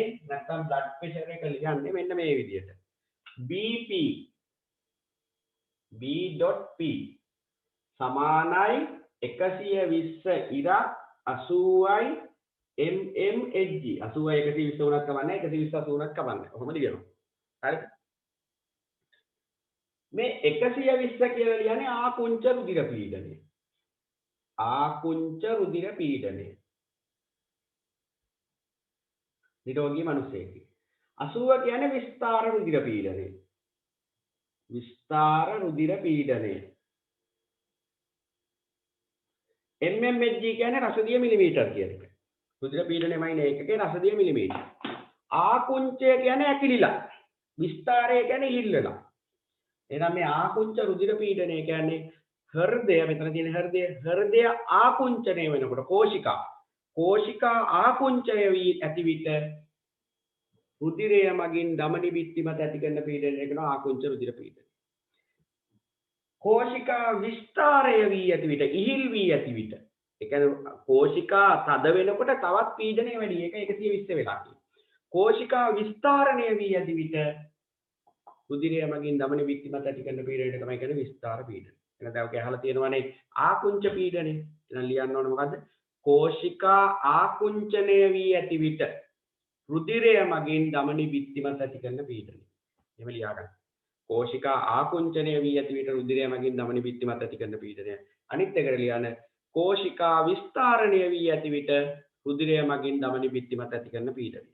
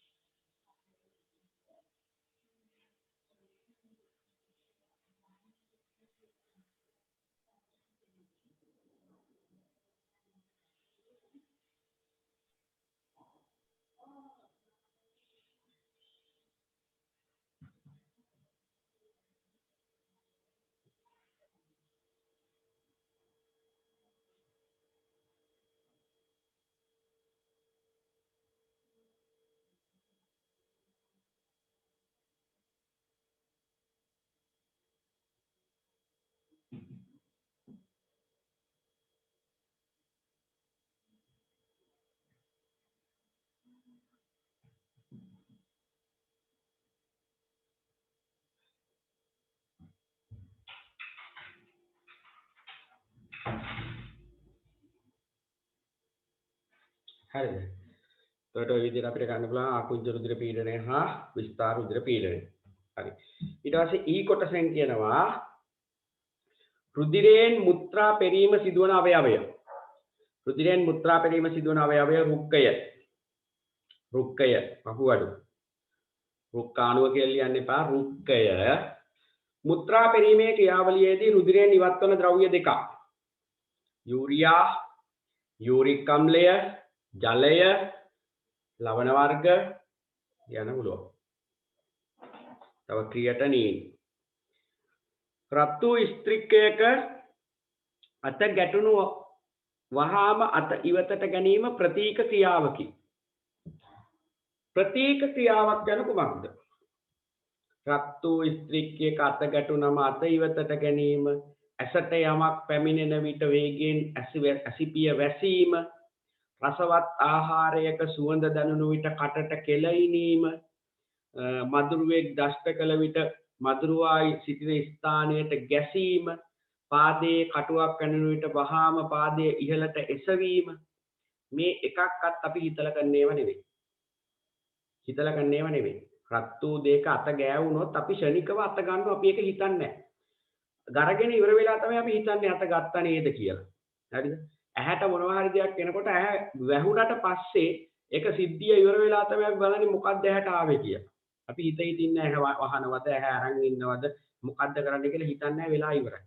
මදුරුවෙක් දෂ්ට කරා මදුරුවට පහරක් ගහනවා. බලනකොට මදුරුවෙක් නොවෙන්නත් පුළුවන්. අපි දන්නේ නැහැ මොකෙක් හරි දෂ්ට කළා අපිට ශනිකව අපි හිතන්නේ නැතුව එතෙන්ට ගහනවා අතින්. පාදයේ කටුවක් කරනවා වහාම පාදයේ ඉවතට ගන්නවා. මොකද තවදුරටත් අපි හිත ඉන්නේ නැහැ. පස්සේ තමයි බලන්නේ මොකක්ද ඇනිලා තියෙන්නේ කියලා. හරිද? ඒතර මේවට අපි කියන්නේ ප්‍රතීක ක්‍රියා. ප්‍රතීක ක්‍රියා කියන්නේ ඉච්ඡානුග. ඒ කියන්නේ අපි හිතන්නේ නැහැ. හිතනවා නම් කියන්නේ ඉච්ඡානුග ක්‍රියා. ඉච්ඡානුග මැදිහත් වීමකින් තොරව. කියන්නේ හිතන්නේ නැතුව. උත්තේජයකට ශනිකව ප්‍රතිචාර දැක්වීම. ඔන්න ඔකට තමයි කියන්නේ ප්‍රතීක ක්‍රියාව. පිළිතුර ලියා ගන්න.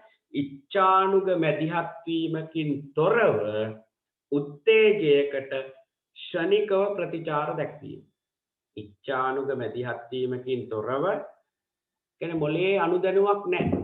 උත්තේජයකට ශනිකව ප්‍රතිචාර දැක්වීම. ඉච්ඡානුග මැදිහත් වීමකින් තොරව උත්තේජයකට ශනිකව ප්‍රතිචාර දැක්වීම.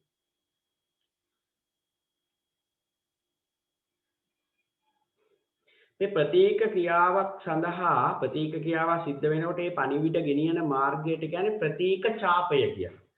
ප්‍රතීක ක්‍රියාවක් සිදු කරන ගමන් මාර්ගයට කියන්නේ ප්‍රතීක ඡාපය. ප්‍රතීක ඡාපය. ප්‍රතීක ක්‍රියාවක ගමන් මාර්ගයට කියන්නේ මොකක් කියලාද? ප්‍රතීක ඡාපය. අපි අඳිමු ප්‍රතීක ඡාපයක්. මම අඳින්නම් එකක් බලන්න.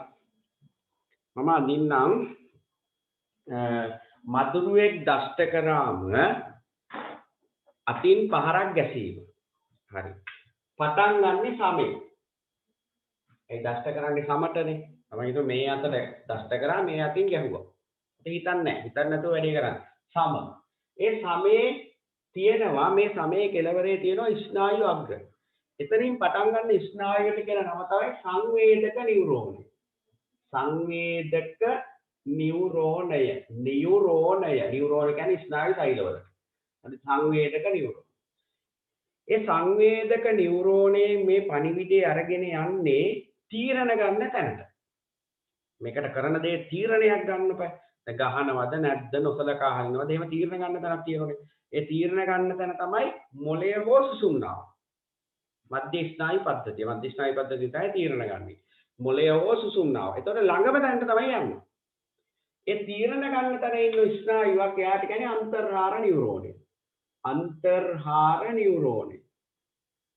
නියුරෝනය කියන්නේ ස්නායු සෛලවලට එන සංවේද සමෙන් ග්‍රහණය කරගත්ත මේකට කියන්නේ ප්‍රතිග්‍රාහකය කියලා.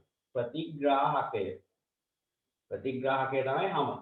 හැමෙන් දැනුණා සංවේදක නියුරෝනය හරහා අන්තර්හාර නියුරෝනයට කියන්නේ මොළයට හෝ සුසුම්නාවට ඒක දෙකෙන් එක හැබැයි දන්නේ නැහැ මොළේ. මොළයට ගියාට මොළේ දන්නේ නැහැ. මොළේ හිතලා කරන්නේ නැහැ. පණිවිඩය දෙනවා. මෙන්න මේක තමයි කරන්න ඕනේ ශනිකව. එතකොට ඒ පණිවිඩය අරගෙන යන්නේ චාලක නියුරෝනේ. චාලක නියුරෝනේ. චාලක නියුරෝනේ. ඒ පණිවිඩය අරගෙන යන්නේ කොහාටද? ඒ දැන් අපි දෂ්ට කරපු මදුරුවෙක් ගැන කතා කරේ. එතකොට මදුරුව දෂ්ට කරාම අපි අනිත් අතින් ගහනෝනේ. මෙන්න මේ අතේ පේශි වලට. ඒකට කියන්නේ කාරකය. අතේ පේශි. ඒකට කියන නම තමයි කාරකය. ඔන්න ඔය විදිහට ගමන් මාර්ගය සම්පූර්ණ කරනවා. මෙතනින් පණිවිඩය ග්‍රහණය කරගන්න, උත්තේජය ග්‍රහණය කරගන්න, ගෙනියනවා මධ්‍යස්ථානය පදයට. එතනින් කියනවා මෙයාට පහරක් ගහන්න, මෙතෙන්ට එනවා, මෙතනින් අතින් ගහන්න. එතකොට මෙන්න ගමන් මාර්ගය. මෙන්න මේකට කියන්නේ ප්‍රතීක ඡාපය. දැන් මේ ප්‍රතීක ඡාපයට අනිවාර්යෙන් ස්නායු ශෛල තුනක් සම්බන්ධ වෙනවා. මෙන්න ස්නායු ශෛල. ඔය තුන විතරයි. හරිද? ඕක තමයි ගමන් මාර්ගය. ප්‍රතිග්‍රාහකය කාරකය අතර සම්බන්ධතාවය ඇති කරනවා. සංවේදක නියුරෝනේ, අන්තර්හාර නියුරෝනේ, චාලක නියුරෝනේ. එහෙනම් ප්‍රතීක ක්‍රියාවකට අනිවාර්යයෙන් සම්බන්ධ වෙන ස්නායු ශෛල තුන ඔන්න ඔය තුන ලියා ගන්න. ශෛල දෙකයි අහලා තියෙන තුනම ලියා ගන්න. සංවේදක නියුරෝනය, අන්තර්හාර නියුරෝනය, චාලක නියුරෝනය. හරි. දැන් මම ඔයගොල්ලන්ට අර කියන වගේ දැන් මේක අහන් ඉන්න විතරක් එපා දරුවෝ. හරිද? ඔයගොල්ලෝ පුළුවන් තරම් පිළිවෙලකට මේ ප්‍රශ්නවල අංක දාලා මෙන්න මේ තුනේ ආ කොටසට පිළිතුර මෙන්න මේක අමතර කරුණු ටික ලියාගෙන මමත් බෝඩ් එකේ ලියනවා. ඉතින් ඔයගොල්ලෝ ඒ විදිහට ලියන්න.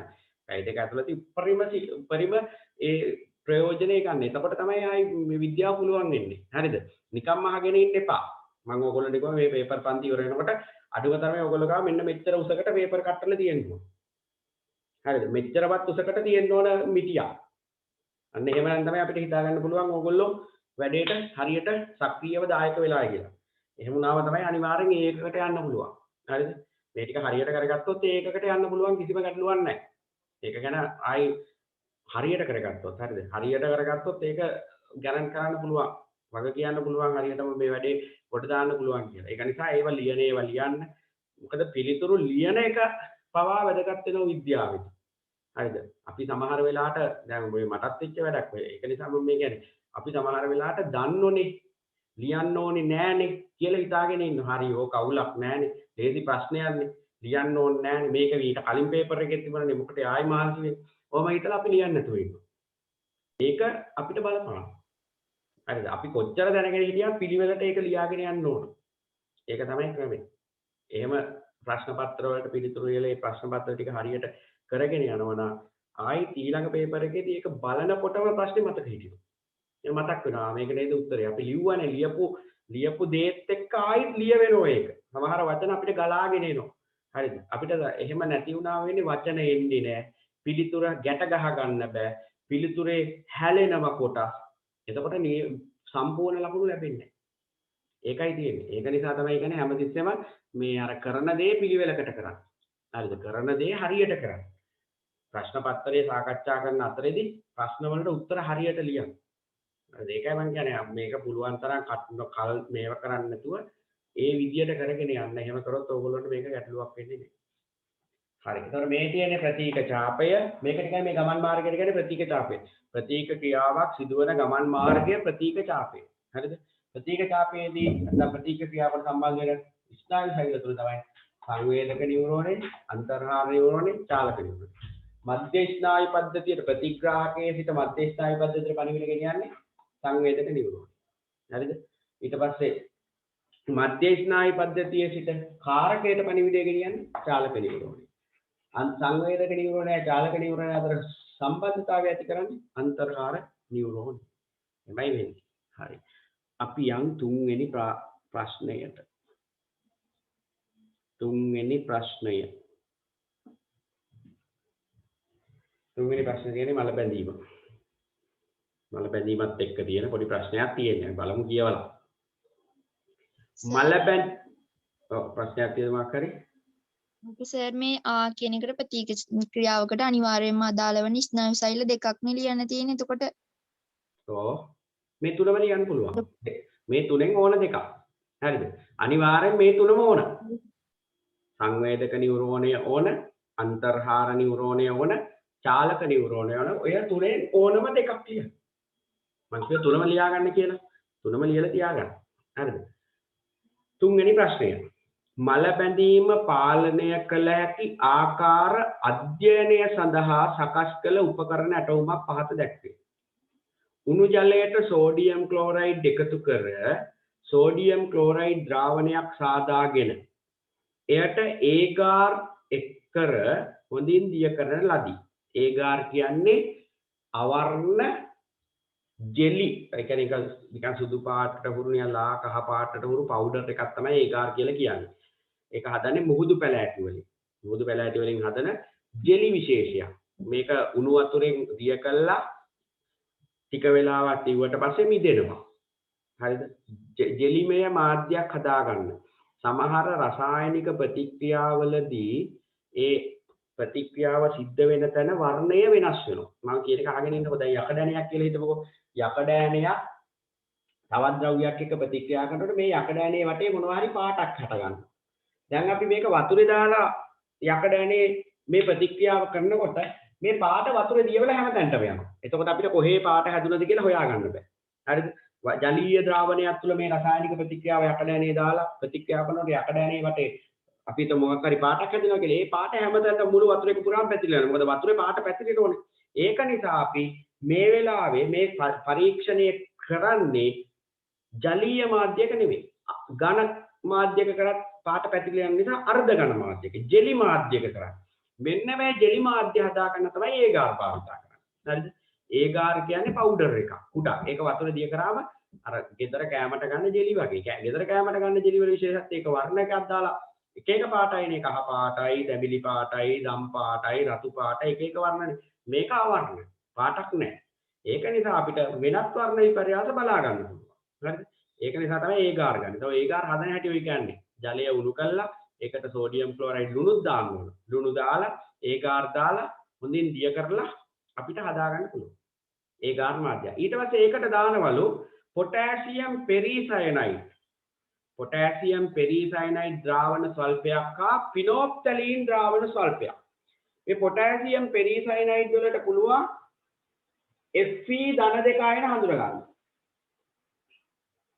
Fe ධන දෙක ආයන තියෙනවා නම් පොටෑසියම් පෙරිසයනයිඩ් නිල් පාට වෙනවා. උදට හගෙදී මේ ටික ටිකක් අමාරුයි තේරුම් ගන්න එකපාරට. පොටෑසියම් පෙරිසයනයිඩ් වලට පුළුවන් Fe ධන දෙක ආයන හඳුනා ගන්න. Fe ධන දෙක ආයන තියෙනම් පොටෑසියම් පෙරිසයනයිඩ් නිල් පාට වෙනවා. Fe ධන දෙක ආයන හැදෙන්නේ යකඩ ඇණේ මලකඩ කෑවොත් විතරයි. යකඩ කියන්නේ Fe පරමාණු. Fe ධන දෙක ආයන හැදෙන මල බැඳීමට ලකුණු. එහෙනම් මල බැඳුනා කියලා හඳුනා ගන්න තමයි මේ පොටෑසියම් පෙරිසයනයිඩ් දාන්නේ.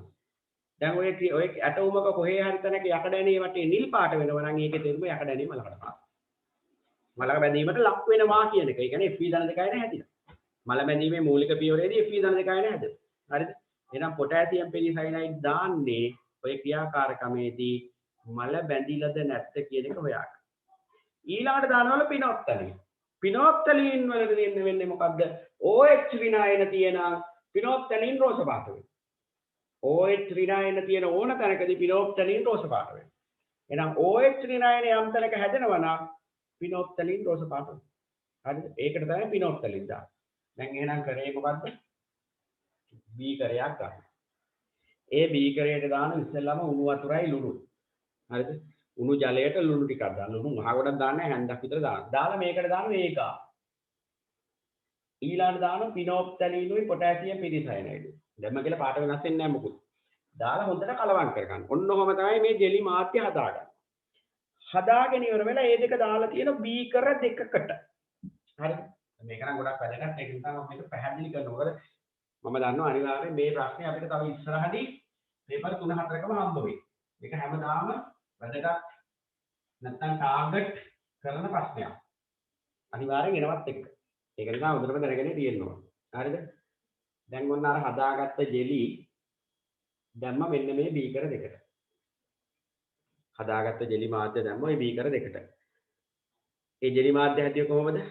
සෝඩියම් ක්ලෝරයිඩුයි උණු ජලයයි පොටෑසියම් පෙරිසයනයිඩුයි පිනොප්තලීනුයි ඒගාරුයි. දාලා හොඳට කලවම් කරලා දැන් කලවම් කරපු ගමන් ජෙලි වෙන්නේ නැහැ. කලවම් කරපු ගමන් වතුර ටික වෙලාවක් ගියාම තමයි මිදෙන්නේ. මිදෙන්න කලින් මේකට දාලා තියෙනවා යකඩ ඇණයයි. මෙහෙම යකඩ ඇණයක් අරගෙන යකඩ ඇණයට සම්බන්ධ කරලා තියෙනවා. මොනේ තියෙන්නේ? යකඩ ඇණයක් අරගෙන යකඩ ඇණයට සම්බන්ධ කරලා තියෙනවා තඹ ලෝහ කැබැල්ල. මේ තියෙන කොපර්. මේ තියෙන යකඩ. යකඩ කියන එක මම Fe කියලා දානවා. හරිද? යකඩ ඇණය Fe. Fe කියන්නේ යකඩ අයන. Copper Cu තඹ. මේකට දාලා තියෙනවා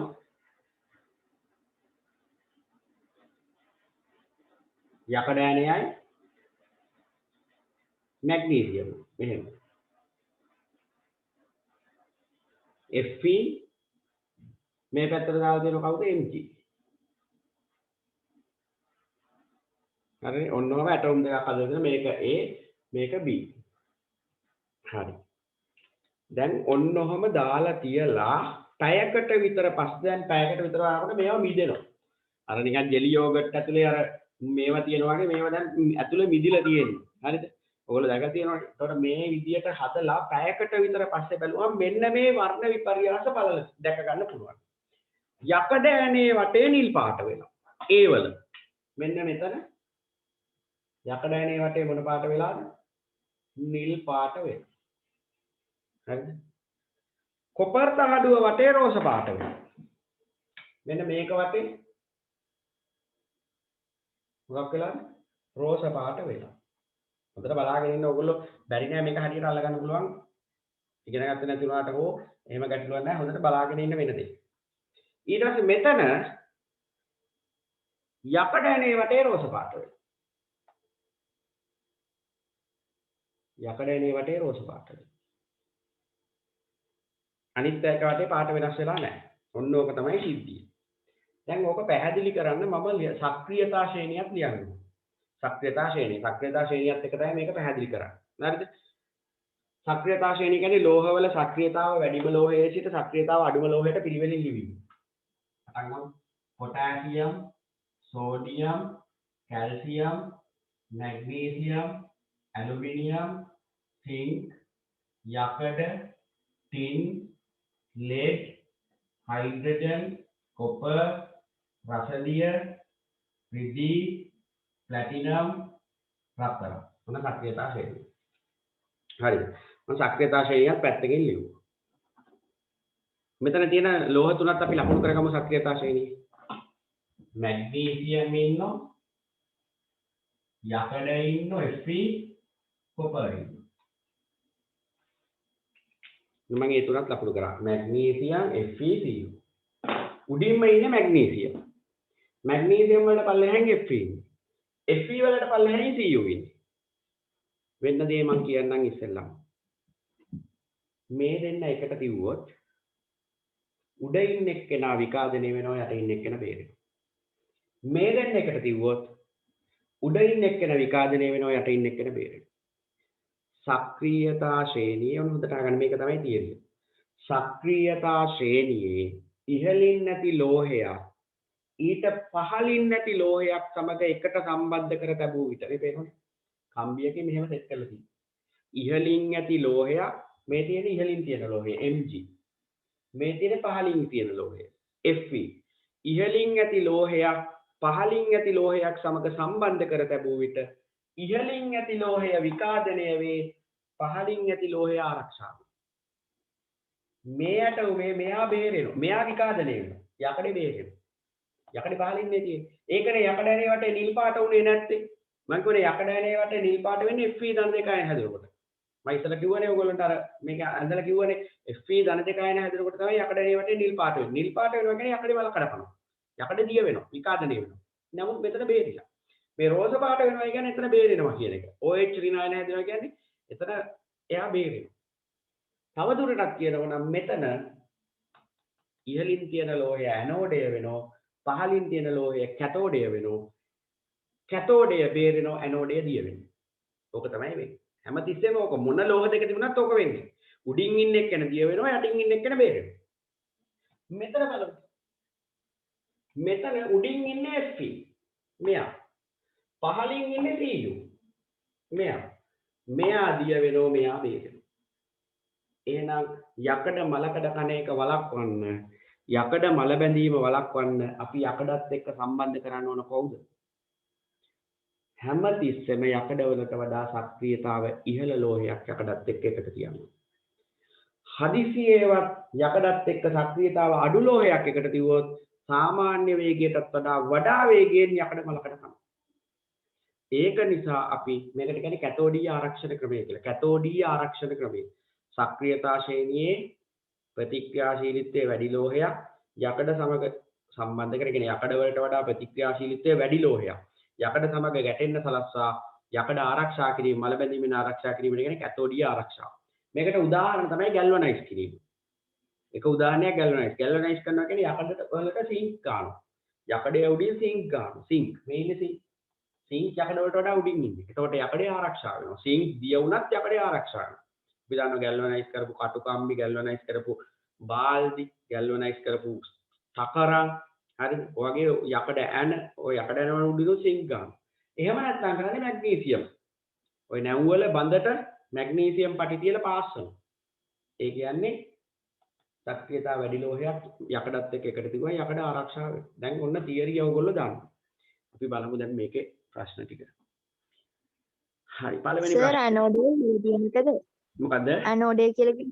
ඇනෝඩේ කියලා කියන්නේ සර් ඉහළ තියෙන එකද? ඇනෝඩේ කියන්නේ පුතේ සක්‍රියතාව වැඩි ලෝහය. සක්‍රියතා ශ්‍රේණියේ ලෝහ දෙකක් අතර උඩින් ඉන්න එක්කන ඇනෝඩේ. යටින් ඉන්න එක්කන කැතෝඩේ.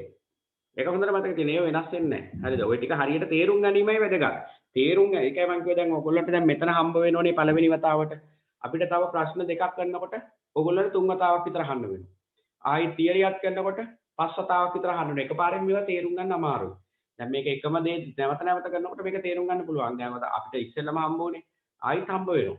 මම පේපර් වල ඕවා තියෙනවා. හරි අපි බලමු මේ ප්‍රශ්නේ. යකඩ මල බැඳීමට අදාළ කැපවෙන ලෝහයක් ලෙස ක්‍රියා කර ඇතැයි අපේක්ෂිත ලෝහය කවුද? කැප වෙන ලෝහය වෙන්න මේ Mg. එයානේ කැප වෙන්නේ. යකඩ බේරෙනෝනේ. එහෙනම් පළවෙනි එකට උත්තරේ පළවෙනි එකේ Mg මැග්නීසියම්. කැප වෙන ලෝහයේ විදිහට අපේක්ෂිත එක්කෙනා මැග්නීසියම්. ඊට පස්සේ මල බැඳීම දෛනික ජීවිතයේදී බලපෑම් ඇති කරන අවස්ථාවක්. ඕන තරම් ලියන්න පුළුවන්. වාහන දි รา පත් වීම, නිවසේ ඇති සමහර වාහනේ ආයුධ භාණ්ඩ මල බැඳීමට ලක් වීම, ඒ වගේ ඒවා ලියන්න පුළුවන්. ඒක ලේසි. ඊට පස්සේ කියන B ඇටෝමේ බාහිර පරිපථයේ ඔස්සේ ඉලෙක්ට්‍රෝන ගමන් කරන දිශාව. මෙන්න B ඇටෝම. දැන් මම කියන්නම් මෙතන වෙන වැඩේ. හරි. මෙතන වෙන වැඩේ මම ඇඳලා පෙන්නන්නම් ඕගොල්ලොන්ට. දැන් මම කියවනේ මෙයා දිය වෙනවා කියලා. මෙයා ගාව රෝස පාට වෙනෝනේ. වෙන්නේ මෙන්න මේකයි. හරි දැන් ඔන්න හොඳට බලාගෙන ඉන්න වෙන වැඩේ. ප්‍රශ්නෙත් එක්ක යන B ඇටෝමේ බාහිර පරිපථයේ ඔස්සේ ඉලෙක්ට්‍රෝන ගමන් කරන දිශාව. දැන් ඉස්සෙල්ලාම මේ විදියට තියෙනකොට දැන් මේ දෙකට ගාවල තියෙන්නේ. හරිද? ඉස්සෙල්ලාම වෙන්නේ දැන් මේ දෙන්නගේ සක්‍රියතාව වැඩි එක්කන තමයි මැග්නීසියම්. මෙහෙම සම්බන්ධ කරපු ගමන් මැග්නීසියම් ධන දෙක අයන බවට පත් වෙනවා ඉලෙක්ට්‍රෝන දෙකක් පිට කරනවා. මෙන්න ඇනෝඩ ප්‍රතික්‍රියාව. මෙතන ඇනෝඩේ කියවනේ. මේක තමයි ඉලෙක්ට්‍රෝන පිට කරන. ඇනෝඩේ කියන්නේ ඉලෙක්ට්‍රෝන පිට කරන තැනට. නැත්තම් සරලව කියනවා නම් ඔක්සිකරණය වෙන තැන. මේක හැමදාම පොඩි කෝෂයක්ද විද්‍යුත් විච්ඡේදනයක්ද මේ වගේ එකක්ද මොකක් වුණත් කවන්නේ. යම් තැනක ඉලෙක්ට්‍රෝන පිට කරනවා නම් එතනට එක අපි ඔක්සිකරණයක්. පරමාණුවක් අණුවක් අයනයක් ඉලෙක්ට්‍රෝන පිට කරනවා කියන්නේ ඔක්සිකරණය. ඔක්සිකරණය වෙන්නේ කොහෙද? එතෙන්ට තමයි ඇනෝඩේ කියන්නේ. මෙන්න ඇනෝඩේ. හරිද? දැන් ඕගොල්ලෝ කෝෂවලත් ඇනෝඩේ හම්බුණානේ ඉලෙක්ට්‍රෝන පිට කරන තැන ඇනෝඩේ. නැත්නම් ධනාග්‍රයට සම්බන්ධ විද්‍යුත් විච්ඡේදනය නම් ධනාග්‍රයට සම්බන්ධ තහඩුව ඇනෝඩේ. එමෙන්න මතක තියාගන්න. දැන් මෙතන ඉලෙක්ට්‍රෝන පිට කරනවා. ඒ ඉලෙක්ට්‍රෝන මෙන්න මෙතන ඉඳලා මෙහෙම ගමන් කරන මේ කම්බිය දිගේ යකඩ ඇණේට. මේ ඉලෙක්ට්‍රෝන මේ කම්බිය දිගේ යකඩ ඇණේට ගමන් කරනවා. යකඩ ඇණේ අතලදී මේ අවට තියෙන ජලයයි දෙකයි ජලය. ධන ඔක්සිජන්. දෙකයි ජලය ධන ඔක්සිජන් එකයි. එකයි ඔක්සිජන් ගන්න මේ ඉලෙක්ට්‍රෝන. ඉලෙක්ට්‍රෝන හතරක් ගන්න. අරගෙන ඉවර වෙලා OH ඍණ අයන හතරක් හැදෙනවා. OH ඍණ අයන හතරක් හැදෙනවා. 2H2 ධන O2 ධන 4යි ඊතලයක් 4යි OH. OH ඍණ අයන හැදෙනකොට පිනොප්තලීන් රෝස පාට වෙනවා. මම කියන්නේ OH ඍණ අයන තියෙන තැන පිනොප්තලීන් තියෙනවා. පිනොප්තලීන් වල වර්ණය රෝස පාට වෙනවා. OH රිනායන කොහෙද තියෙන්නේ? පිනොප්තලීන් එතෙන්දි රෝස පාට වෙනවා. ඒක නිසා තමයි මේ යකඩ ඇණේ වටේ රෝස පාට. යකඩ ඇණේ වටේ රෝස පාට වෙනවා කියන්නේ යකඩ ඇණේ මල බැඳෙන්නේ නැහැ කියන එක. යකඩ ඇණේ මල බැඳෙන්නේ නැහැ කියන එක. මෙතෙන්ට කැතෝඩේ කියන්නේ හේතුව පේනවනේ. මේගොල්ලෝ ඉලෙක්ට්‍රෝන ගත්තා. ඉලෙක්ට්‍රෝන ගන්නව නම් කියන්නේ ඔක්සිහරණය. ඔක්සිහරණය වෙන තැන තමයි කැතෝඩේ. මේක කැතෝඩේ. මේක එකපාරට තේරුම් නැති වුණාට ඔයගොල්ලෝ එච්චර හිතන්න එපා. හරිද? තව දෙපාරක් තුන් පාරක් කරනකොට මේක පුළුවන් වෙනවා. නමුත් එකපාරෙන් අල්ලගන්න උත්සාහ කරා. දැන් මෙතන බලමු. මෙතන යකඩ ඇණේ වටේ නිල් පාට වෙන්නේ ඇයි කියලා. මෙතන යකඩ ඇණේ තමයි ශක්තියතා ශ්‍රේණිය උඩින් ඉන්නේ. Fe. FeCU Fe උඩින් ඉන්නේ. එහෙනම් මෙතන වෙන්නේ මොකද? Fe ධන දෙක අයන බවට පත් වෙනවා ඉලෙක්ට්‍රෝන පිට කරලා. ඉලෙක්ට්‍රෝන දෙකක් පිට කරනවා. Fe ධන දෙක අයන තියෙනකොට පොටෑසියම් පෙරිසයිනයිඩ් වල වර්ණය නිල් පාට වෙනවා. අපි දැම්මනේ නිල් පාට පොටෑසියම් පෙරිසයිනයිඩ්.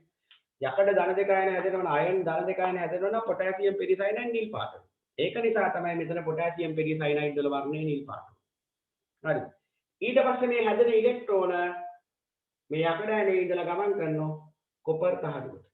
කොපර් තහඩුව අසලදී අර විදියටම ජලය 2යි ඔක්සිජන් 1යි මේ ඉලෙක්ට්‍රෝන ගන්නවා. ඉලෙක්ට්‍රෝන 4ක් ගන්නවා. අරගෙන ඉවර වෙලා හැදෙනවා OH රිනායන 4ක්. OH රිනායන හැදෙනකොට මේක වටේ පිනොප්තලීන් වල වර්ණය රෝස පාට.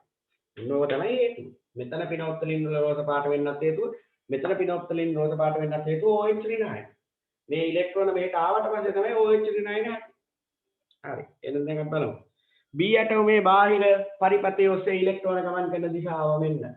Mg සිට Fe දක්වා. Mg සිට Fe දක්වා. Mg සිට Fe දක්වා.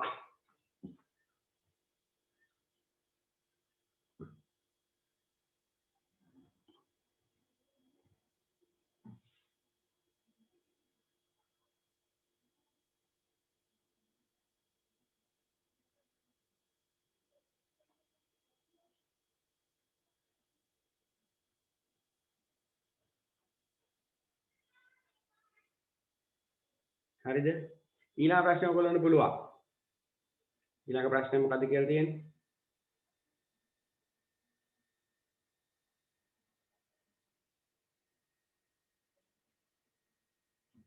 ඇනෝඩේ ලෙස ක්‍රියා කරන රූපය මේ ලෝහය මේකේ Mg ඇනෝඩේ Mg. ඉහත ලෝහවල සක්‍රීයතාව ආරෝහණය වන අනුපිළිවෙල. ආරෝහණය කියන්නේ අඩුම එකේ ඉඳලා වැඩිම. එතකොට ලියන්න ඕන Cu ඊට වඩා වැඩි Fe ඊට වඩා වැඩි Mg. Cu අර වැඩි වෙන ලකුණ තියෙනනේ. මෙහෙම Cu මෙහෙම Fe මෙහෙම Mg.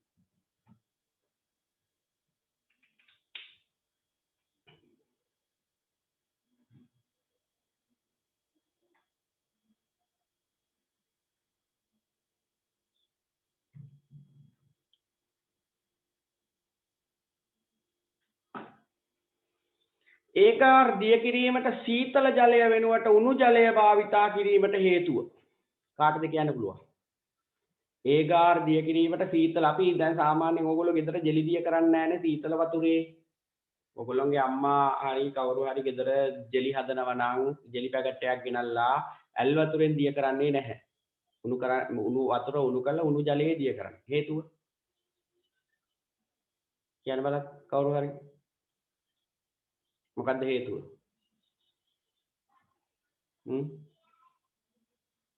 සීතල ජලය වෙනුවට උණු ජලය භාවිතා කිරීමට හේතුව. ඉස්සර පාඩම. ඔව්. මොකද්ද? ද්‍රව්‍යතාව වැඩි. ඔව් ද්‍රව්‍යතාව වැඩි.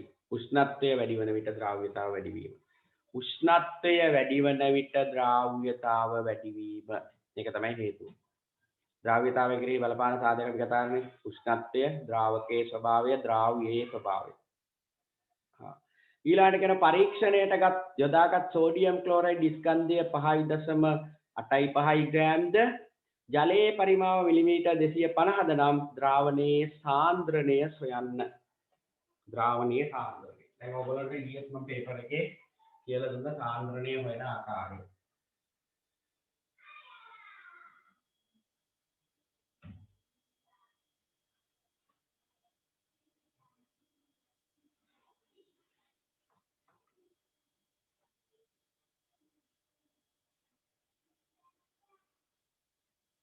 සාන්ද්‍රණය හොයන්න අවශ්‍ය වෙන්නේ දත්ත හතරයි.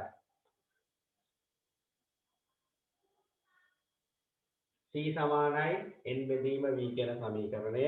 දැන් අපිට සාන්ද්‍රණය හොයන්න තියෙන එන ඉස්සෙල්ලාම පිළිගන්නවා C සමානයි n බෙදීම v කියන සමීකරණය. හරිද? ඊළාට n සමානයි මෞල ගණන සමානයි ස්කන්ධය බෙදීම මෞලික ස්කන්ධය. කැපිටල් M සිම්පල් M බෙදීම කැපිටල් M. ඊළාට පරිමා අතර සම්බන්ධය. පරිමා අතර සම්බන්ධය. අතන දීලා තියෙන්නේ මිලිලීටර නේ.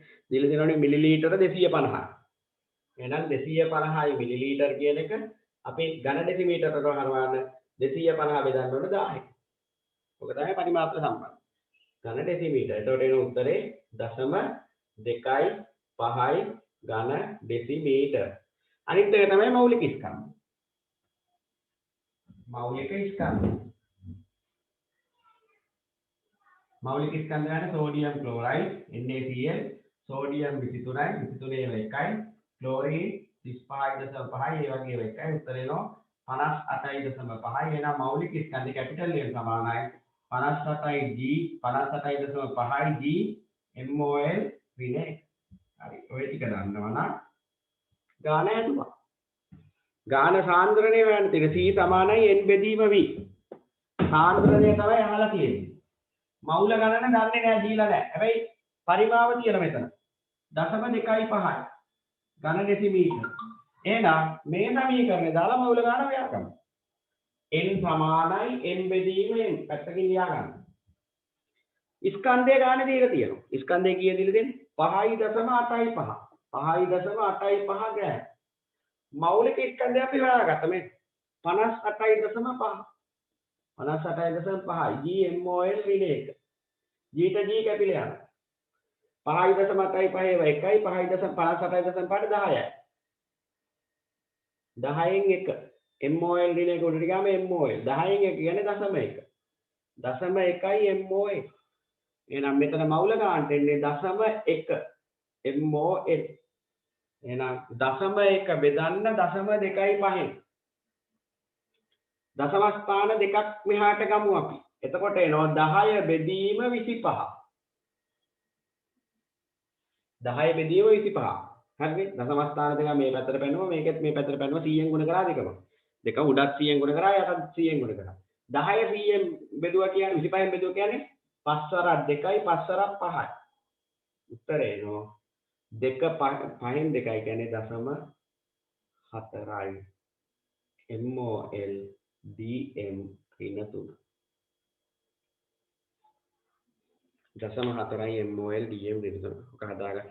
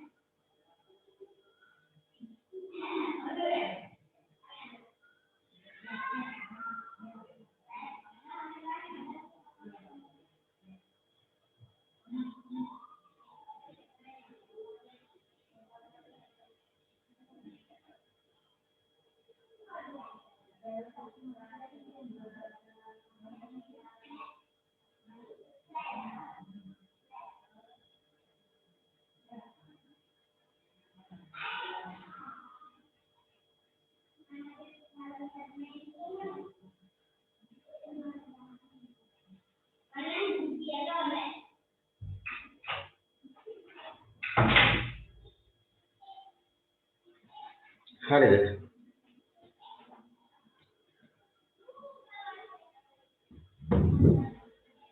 හරියටනේ මේක මම ගන්නම්.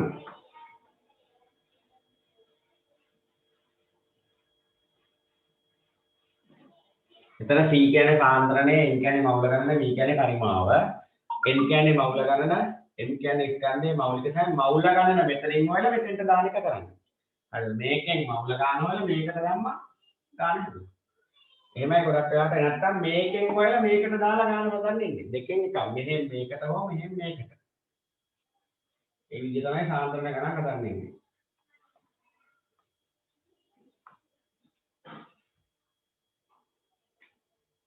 හරි ඊළඟ ප්‍රශ්නයෙන් කියනවා සෝඩියම් ක්ලෝරයිඩ් ජලයේ දිය කිරීමෙන් සාධන මිශ්‍රණය කුමන වර්ගයේ මිශ්‍රණයක්ද?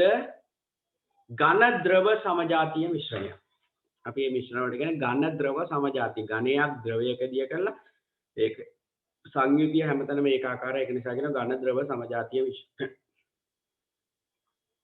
සෝඩියම් ක්ලෝරයිඩ් ජලීය ද්‍රාවණයෙන් නැවත ඝන සෝඩියම් ක්ලෝරයිඩ් වෙන් කර ගැනීමට අනුගමනය කළ හැකි ශිල්පීය ක්‍රමය වාෂ්පීකරණය. උත්තරේ වාෂ්පීකරණය.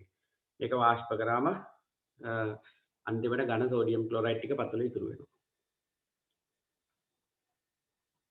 ඉහත පරීක්ෂණය සඳහා සෝඩියම් ක්ලෝරයිඩ් වෙනුවට අම්ලයක් වුවද යොදාගත හැකිය. ප්‍රබල අම්ල හා දුබල අම්ල අතර වෙනස කුමක්ද? ජලයේදී සම්පූර්ණයෙන් අයනීකරණය වී හයිඩ්‍රජන් ධනායන මුදාහරින සංයෝග ප්‍රබල අම්ල වේ. ඒකේ උත්තරේ ලියා ගන්න එහෙම. ජලයේදී සම්පූර්ණයෙන්ම අයනීකරණය නැත විඝටනය වී ජලයේදී සම්පූර්ණයෙන්ම විඝටනය වී විඝටනය වෙනවා කියන්නේ වෙන් වෙනවා කියන එක. ජලයේදී සම්පූර්ණයෙන්ම විඝටනය වී H ධන අයන හයිඩ්‍රජන් ධන H ධන අයන මුදාහරින සංයෝග ප්‍රබල අම්ල වේ. ජලයේදී සම්පූර්ණයෙන් විඝටනය වී H ධන අයන මුදාහරින සංයෝග ප්‍රබල අම්ල වේ. හරිද? ජලයේදී භාගිකව අයනීකරණය වී භාගයට ජලයේදී භාගිකව විඝටනය වී අයනීකරණය වලට වඩා විඝටනය ජලයේදී භාගිකව විඝටනය වී H ධනායන මුදාහරින සංයෝග දුබල අම්ල වේ.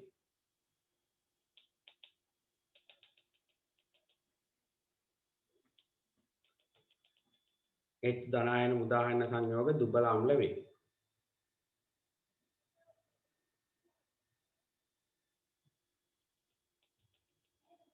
ඊළඟ ප්‍රශ්නයෙන් කියනවා අම්ලවලදී නිල් හා රතු ලිට්මස් කඩදාසි වල සිදුවන විපර්යාස. නිල් ලිට්මස් රතු පාට වේ, රතු ලිට්මස් වල වර්ණය වෙනස් නොවේ. නිල් ලිට්මස් රතු පාට වේ, රතු ලිට්මස් වල වර්ණය වෙනස් නොවේ. හරිද? නිල් ලිට්මස් රතු පාට වේ, රතු ලිට්මස් වල වර්ණය වෙනස් නොවේ.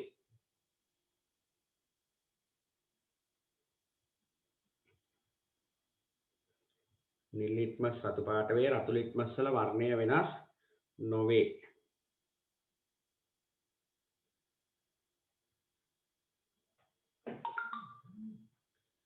සාන්ද්‍ර අම්ල හා ජලය අතර ප්‍රතික්‍රියාව තාපදායක ප්‍රතික්‍රියාවකි. තාපදායක ප්‍රතික්‍රියාවක ප්‍රතික්‍රියක වල අඩංගු ශක්තිය හා ප්‍රතිඵල වල අඩංගු ශක්තිය අතර වෙනස. පරිසරයට තාපය පිට කරනවන තාපදායක ප්‍රතික්‍රියාව. දැන් ප්‍රතික්‍රියාවක් කියන්නේ මෙන්න මේකට. ප්‍රතික්‍රියක පත් වෙනවා ඵල බවට. මේක තමයි ප්‍රතික්‍රියාවක් කියන්නේ. ප්‍රතික්‍රියක වල ශක්තිය ජූල් 100යි. ඵලවල ශක්තිය ජූල් 50යි. පරිසරයට ජූල් 50ක් පිට වෙනවා. පරිසරයට ජූල් 50ක් පිට වෙනකොට පරිසරය රත් වෙනවා. රත් වෙනවා නම් තමයි කියන්නේ තාපදායක. එහෙනම් අපිට කියන්න තියෙන්නේ මොකද්ද? ප්‍රතික්‍රියකවල අඩංගු ශක්තියයි පළවල ශක්තිය අතර වෙනස. කියන්න තියෙන්නේ ප්‍රතික්‍රියකවල අඩංගු ශක්තියට වඩා තාපදායක ප්‍රතික්‍රියාවලදී මෙහෙම ලියනවා. තාපදායක ප්‍රතික්‍රියාවකදී ප්‍රතික්‍රියකවල අඩංගු ශක්තියට වඩා පළවල ශක්තිය අඩුයි. එහෙම ලියවා. තාපදායක ප්‍රතික්‍රියාවකදී ප්‍රතික්‍රියකවල අඩංගු ශක්තියට වඩා පළවල ශක්තිය අඩුය. ප්‍රතික්‍රියකවල අඩංගු ශක්තියට වඩා පළවල ශක්තිය අඩුය.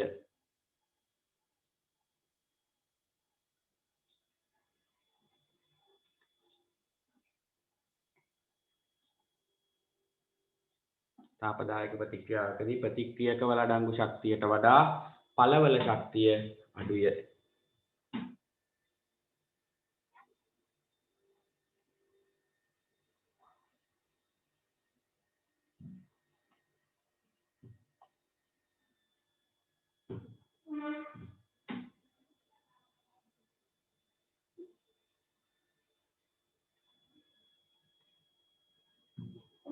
හරි ඊළඟ ප්‍රශ්නේ බලන්න පුළුවන් විදියට කරගෙන යන්නකෝ ඉස්සෙල්ලා.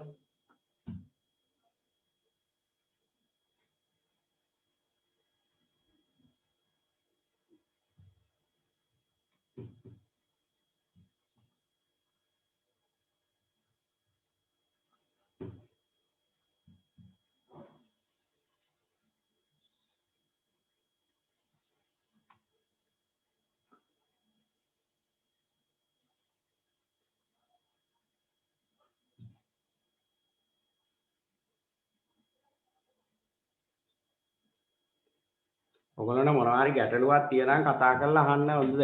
නිකන් සද්ද නැතුව ඉන්න එපා. දන්නවා වගේ නොදන්න ප්‍රශ්න දැන් අපි මේ කරන්නේ සාකච්ඡා කරමින්. ඒක නිසා ඔයගොල්ලන්ට මොනවා හරි ගැටලුවක් තියෙනවා මගෙන් අහන්න. හරිද? ඒකේ ප්‍රයෝජන ගන්න නැතුව දන්නවා වගේ ඉන්න එපා තේරෙන්නේ නැත්තම්.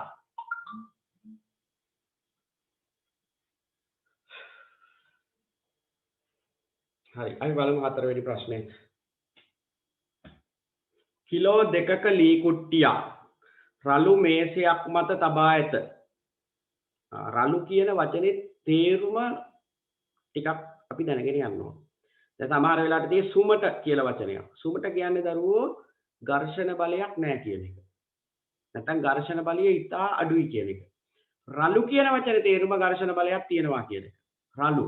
රළුයි කියන්නේ ඝර්ෂණ බලයක් තියෙනවා. ඒක තල්ලු වෙන්නේ නැහැ තල්ලු කරාට ලේසියි. හරිද? මේක තියෙන්නේ රළු මේසයක් මත.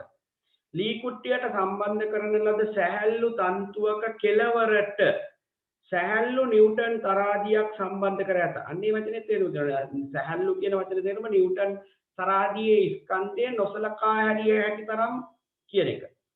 නිව්ටන් තරාදියේ ස්කන්ධය අපි ගණන් ගන්න නැහැ මෙතෙන්දී. සැහැල්ලු කියන්නේ ඒකනේ. තරාදිය ආධාරයෙන් ශූන්‍යයේ සිට ක්‍රමයෙන් වැඩි වන තිරස් බලයක් වෙදුන් ලැබේ. ඉස්සෙල්ලා බිඳුවෙන් පටන් අරන් එන්න බලය වැඩි කරනවා. බලය වැඩි කරනකොට කටුවක් මෙහෙම එහාට යනවා තරාදිය. කිලෝ 2 ලී කුට්ටිය. තිරස් බලය වන පළවෙනි කොටස කියනවා. තිරස් බලය නිව්ටන් 4ක් වන විට තන්තුව ඇදී ඇත. ලී කුට්ටිය චලනය නොවේ. ලී කුට්ටිය තාම චලනය වෙන්නේ නැහැ. නිව්ටන් 4ට ඇදලා තියෙන්නේ. මේ අවස්ථාවේ ලී කුට්ටිය හා මේසය අතර පවතින ස්ථිතික ඝර්ෂණ බලය චලනය වෙන්නේ නැති වෙලාවට දැන් අපි ඉස්සෙල්ලා ඝර්ෂණ බලයේ කොටස් තුන මතක් කරගමු. ඝර්ෂණ බලයේ කොටස් තුනයි. මොනවායි කොටස් තුන? ස්ථිතික ඝර්ෂණ බලය, සීමාකාරී ඝර්ෂණ බලය, ගතික ඝර්ෂණ බලය. වස්තුව චලනය නොවන අවස්ථාවේ එහි හටගන්නා බලයක් යෙදුවද වස්තුව චලනය නොවේ නම් එහි හටගන්නා ඝර්ෂණ බලයට කියන ස්ථිතික ඝර්ෂණ බලය. චලනය ආරම්භ වන මොහොතේ හටගන්නා ඝර්ෂණ බලයට කියනවා මොකක්ද? සීමාකාරී ඝර්ෂණ බලය. චලනය වන විට හටගන්නා ඝර්ෂණ බලයට කියනවා ගතික ඝර්ෂණ බලය. ස්ථිතික ඝර්ෂණ බලය, සීමාකාරී ඝර්ෂණ බලය, ගතික ඝර්ෂණ බලය. එතකොට දැන් මෙතන චලනය වෙන්නේ නැහැ. එහෙනම් චලනය වෙන්නේ නැත්නම් ස්ථිතික ඝර්ෂණ බලය, ස්ථිතික ඝර්ෂණ බලයේදී මතක තියාගන්න යොදන බලයයි ඝර්ෂණ බලයයි සමානයි. එහෙනම් නිව්ටන් 4ක් යොදනකොට ඝර්ෂණ බලයත් නිව්ටන් 4ක්. නිව්ටන් 4ම තමයි. එහෙනම් ස්ථිතික ඝර්ෂණ බලය නිව්ටන් 4යි. පළවෙනි එකට. ඊළඟට 2. තිරස් බලය නිව්ටන් 10 වන විට, තිරස් බලය නිව්ටන් 10 වන විට ලී කුට්ටිය ත්වරණයකින් ගමන් කරන ලදී. ඔන්න චලනය පටන් අරගෙන. ලී කුට්ටිය හා මේසය අතර පවතින ගතික ඝර්ෂණ බලය ත්වරණයකින් ගිහිලා තියෙනවා. ඒ කියන්නේ චලනය පටන් ගන්නවා වේගෙන් ගිහිලා. එන්න ප්‍රවේගය වැඩි වෙලා. ලී කුට්ටිය හා මේසය අතර පවතින ඝර්ෂණ බලය නිව්ටන් 6ක් නම්. වැලි සමග තැටියේ බර නිව්ටන් 10 නම්. ඒ මොකද්ද? ලී කුට්ටිය හා මේසය අතර පවතින ඝර්ෂණ බලය නිව්ටන් 6ක් නම් වැලි සමග තැටියේ බර නිව්ටන් 10ද නම්. ලී කුට්ටිය මත චලිත දිශාවට ක්‍රියා කර අසමතුලිත බලය. ඔය වැලි සමග තැටියේ බර කියන එක වෙන කොහෙන් හරි ආපු කෑල්ලක් වෙන්න ඕන. අපි ඒක අවශ්‍ය නැහැ. හරිද? මේ ප්‍රශ්නෙට ඒක අවශ්‍ය නැහැ. ඒක අපි නොසලකා හරිමු. තිරස් බලය නිව්ටන් 10 වන විට ලී කුට්ටිය ත්වරණයකින් ගමන් කරන ලදී. ලී කුට්ටිය හා මේසය අතර පවතින ගතික ඝර්ෂණ බලය නිව්ටන් 6ක් නම් එච්චරයි ඇති. පළවෙනි කොටස ලී කුට්ටිය මත චලිත දිශාවට ක්‍රියා කර අසමතුලිත බලය නිව්ටන් 4යි. 10න් 6ක් අඩු කරා. මුළු බලය 10යි, තිරස් බලය ඝර්ෂණ බලය නිව්ටන් 6යි. එහෙනම් අසමතුලිත බලය නිව්ටන් 4යි. නිව්ටන් 4යි. ඊට පස්සේ කියනවා ලී කුට්ටිය ත්වරණය. මේ වැලි සමග තැටියේ බර කියන එක අපිට අවශ්‍ය නැහැ. ලී කුට්ටිය ත්වරණය වන්නේ F සමානයි ma සමීකරණය. F සමානයි ma. අසමතුලිත බලය නිව්ටන් 4යි. ඇයි 10න් 6ක් අඩු කරනවානේ ඝර්ෂණ බලය අතාරින්න එපා. තිරස් බලය 10යි අදිනව 10කින් අනිත් පැත්තට 6ක් තියෙන ඝර්ෂණ බලය. එතකොට අසමතුලිත බලය 4යි. ලී කුට්ටියේ ස්කන්ධය 2යි කිලෝග්‍රෑම්. අහන්නේ ත්වරණය. F සමානයි ma දැන්. වැඩි කිරීමකට මේ පැත්තට ගෙන යන උත්තර එනවා A සමානයි 2යි ms වෙන 2. 4 2කින් බෙදුණා උත්තරේ 2යි. වැඩි කිරීමකට මේ පැත්තට ගෙනාවා. ඒතකොට බෙදීම වෙනවා 4 2කින් බෙදුණා 2යි. A සමානයි 2යි ms වෙන 2.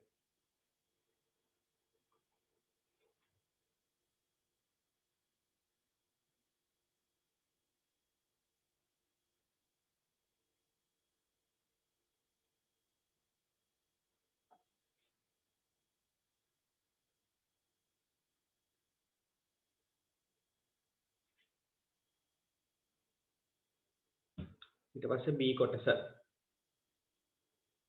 මීටර 10ක් උස තට්ටු ගොඩනැගිල්ලක සිටින ළමයේ පොළව මට්ටමේ ඇති කිලෝ 3ක ස්කන්ධයක් ඇති වස්තුවක් තන්තුවක් ආධාරයෙන් ඉහළට ඔසවයි.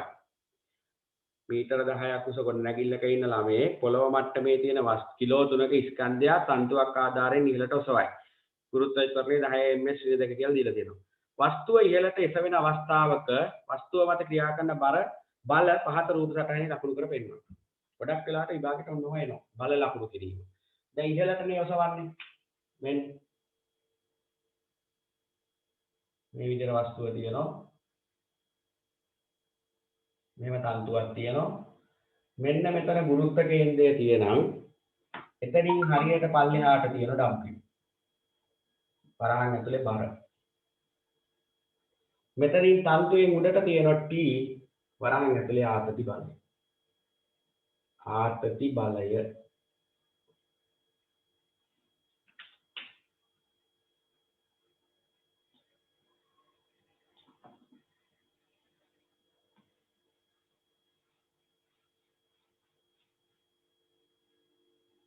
W බර ඊට පස්සේ පල්ලෙහාට ගුරුත්ව කේන්ද්‍රය කෙලින් පහළට තියෙන W උඩට තියෙන ආතති බලය.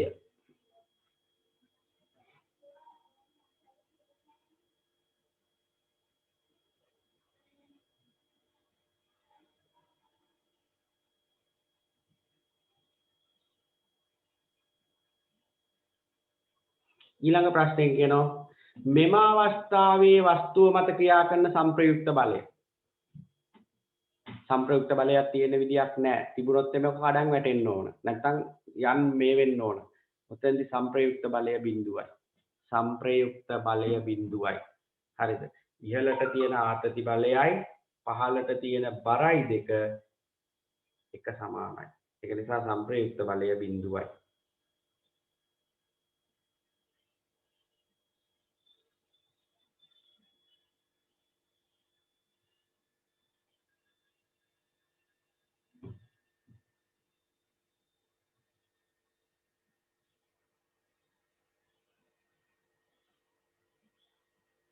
ඊළඟට කියනවා ස්කන්ධය පොළවේ සිට මීටර 5ක් ඔසවා ඇති අවස්ථාවක මීටර 5ක් ඔසවා ඇති අවස්ථාවක පොළව මට්ටමට සාපේක්ෂව එහි ගබඩාවන ගුරුත්වාකර්ෂණ විභව ශක්තිය සොයන්න. ගුරුත්වාකර්ෂණ විභව ශක්තිය වල සමීකරණය තමයි E සමානයි mgh. E සමානයි mgh. EP සමානයි mgh. EP කියන්නේ ගුරුත්වාකර්ෂණ විභව ශක්තිය කියන එක සමානයි m කියන්නේ ස්කන්ධය. G කියන්නේ ගුරුත්වාකර්ෂණ ත්වරණය. h කියන්නේ උස. දැන් මේ වස්තුවේ ස්කන්ධය කිලෝ 3යි. උඩ දීලා තියෙනනේ ගානේ. කිලෝ 3යි කියලා. හරිද?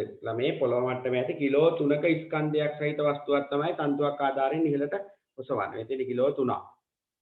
එහෙනම් ඒක හරි. 3යි kg. G ගුරුත්වාකර්ෂණය 10යි ms ඍණ 2.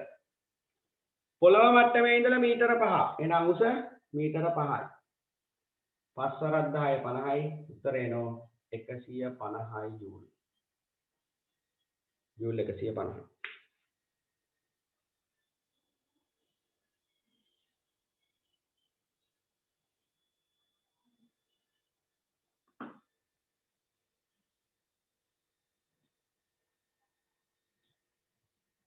හරිද?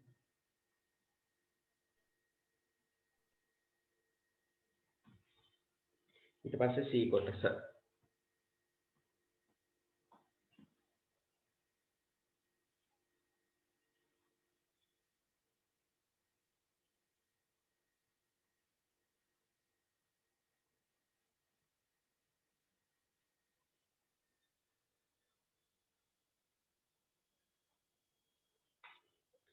සිරින්ජ දෙකක් යොදා සකස් කළ ආදර්ශ බර ඔසවනය. මම මේක පොඩ්ඩක් රූපය අඳ ගන්නම් මෙතන.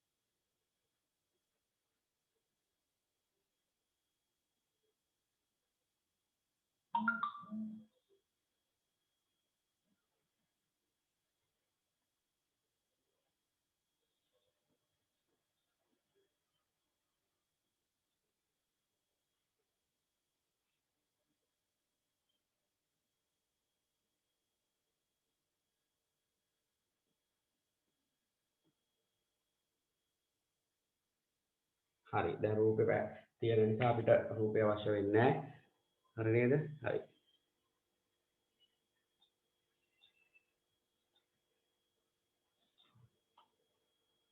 සිරින්ජ දෙකක් යොදා සකස් කළ ආදර්ශ බර ඔසවනය. මේ පීඩනයේ පාඩම 10 වසරේ 10 වසරේ පීඩනයේ පාඩම සිරින්ජ දෙකක් යොදා සකස් කළ ආදර්ශ බර ඔසවනයක් ඉහත ආ රූපයේ දැක්වේ. A හා 2A මෙන්න මේක. කැපිටල් මෙතන 2A මෙතන A. යනු P හා Q සිලින්ඩර තුන රඳවා ඇති PQ සිලින්ඩර තුන රඳවා ඇති පිස්ටන දෙකේ හරස්කඩ වර්ගඵලයන්ය.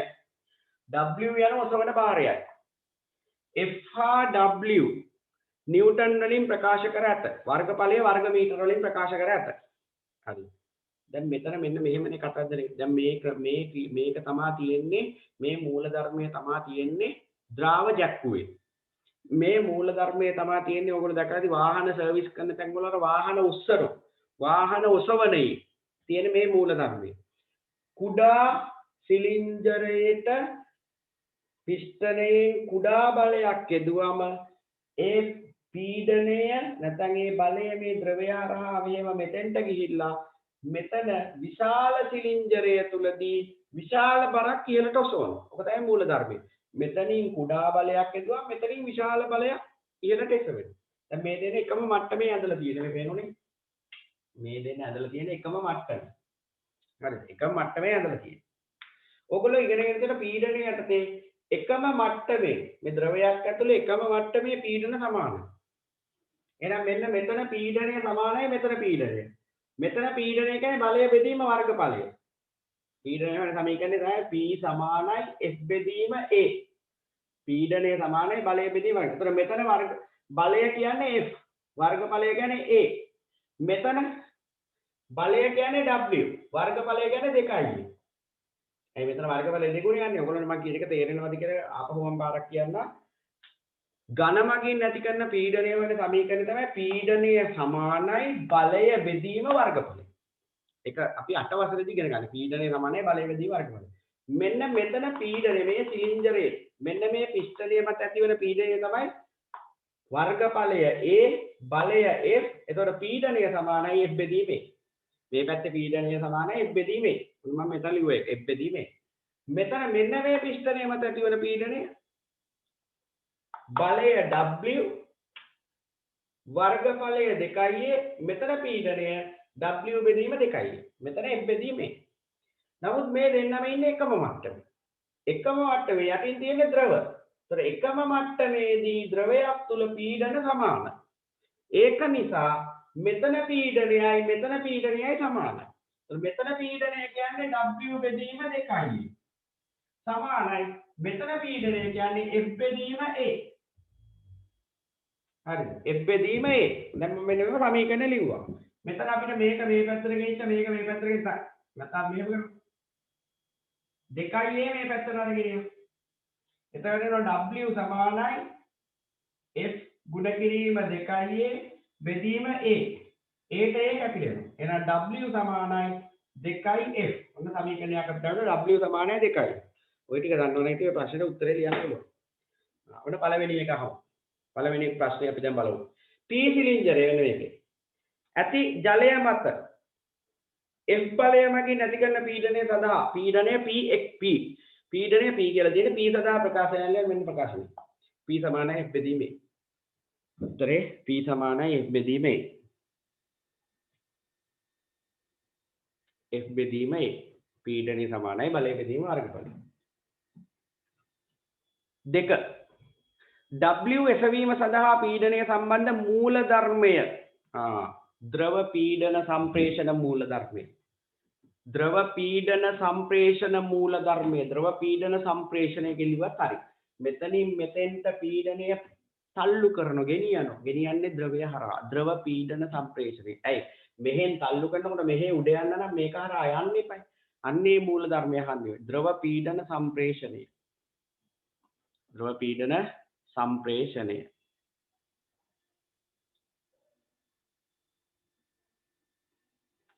දී ඇති දත්තානුව එසවිය හැකි W භාරයේ අගය 2F බව සිසුවෙකු ප්‍රකාශ කරයි.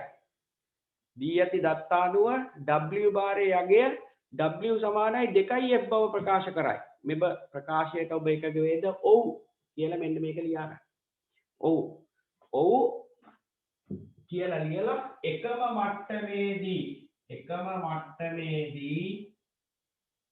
පීඩන සමාන නිසා කියලා මේක ලියා ගන්න. පීඩන සමාන නිසා W බෙදීම 2යි A සමානයි F බෙදීම A. W සමානයි 2යි A අනිත් පැත්තට යන්න. එතකොට F වැඩි කිරීම 2යි A බෙදීම A. A ට A කැපිලා යනවා. W සමානයි 2යි F.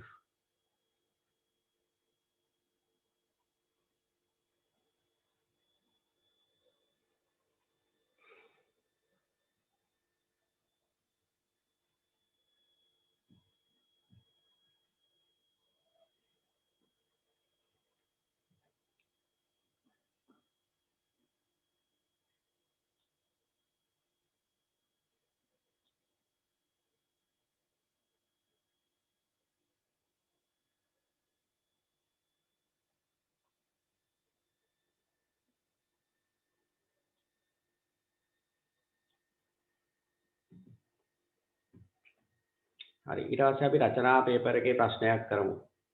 රචනා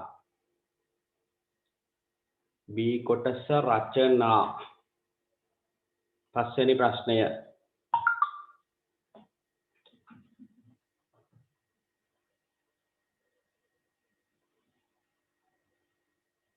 සතුන් පිළිබඳව කරන ලද අධ්‍යයනයකට තෝරාගත් සතුන් කිහිප දෙනෙකු පහත සඳහන් වේ. පැස්බරා, ජිරාෆ්, කිඹුලා, මුහුදු අශ්වයා. එන සත්තු 4 දෙනා. පැස්බරා, ජිරාෆ්, කිඹුලා, මුහුදු අශ්වයා. පළවෙනි කොටස ඒ සත්වයා අයත් වන සත්වකාණ්ඩ වෙන්වෙන්ව සඳහන් කරන්න. මේක එක සත්තු අයත් වන සත්වකාණ්ඩ වෙන්වෙන්ව සඳහන් කරන්නලු. පැස්බරා අපිට ගන්න පුළුවන් ආවේස්. පක්ෂී ඉන්නේ ආවේස්. දැන් අපි දන්නවා මේ 4 දෙනාම පෘෂ්ඨවංශී. පෘෂ්ඨවංශී කාණ්ඩ පහ තමයි පිස්කේස්, ඇම්ෆිබියා, රෙප්ටීලියා, ආවේස්, මැමේලියා. එතකොට පැස්බරා අයිති වෙන්නේ ආවේස්. ඊට පස්සේ ජිරාෆ්, මැමේලියා ශීරපායේ. කිඹුලා, රෙප්ටීලියා උරගේ. මුහුදු අශ්වයා පිස්කේස් මාළුවේ.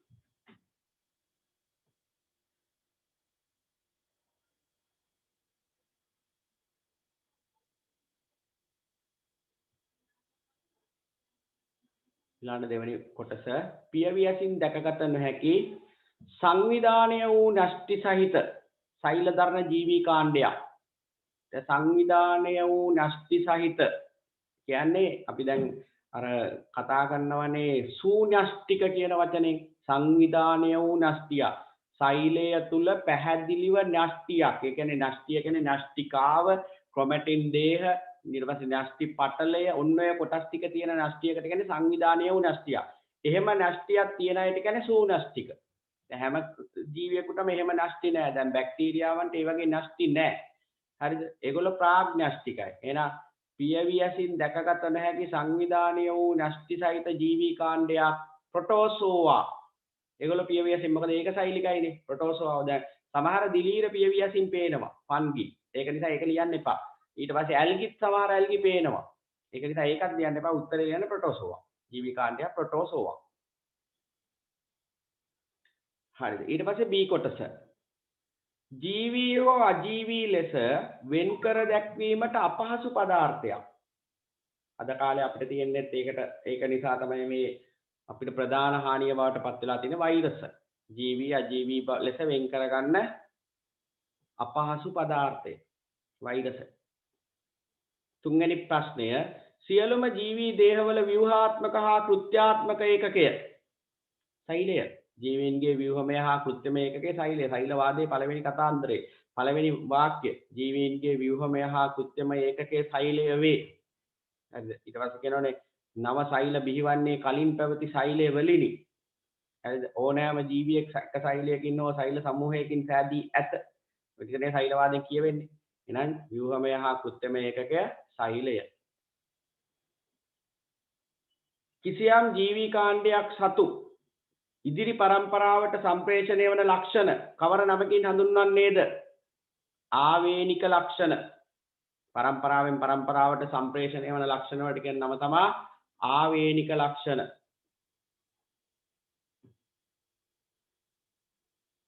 ඔබ ඊට සඳහන් කළ ලක්ෂණ ඉදිරි පරම්පරාවලට ගෙන යන වර්ණ දේහවල පවතින ව්‍යුහමය ඒකක මොනවද? DNA අණු. DNA අණු වල තියෙන ජාන. DNA අණු වල ඇති ජාන. ව්‍යුහමය ඒකක ජාන.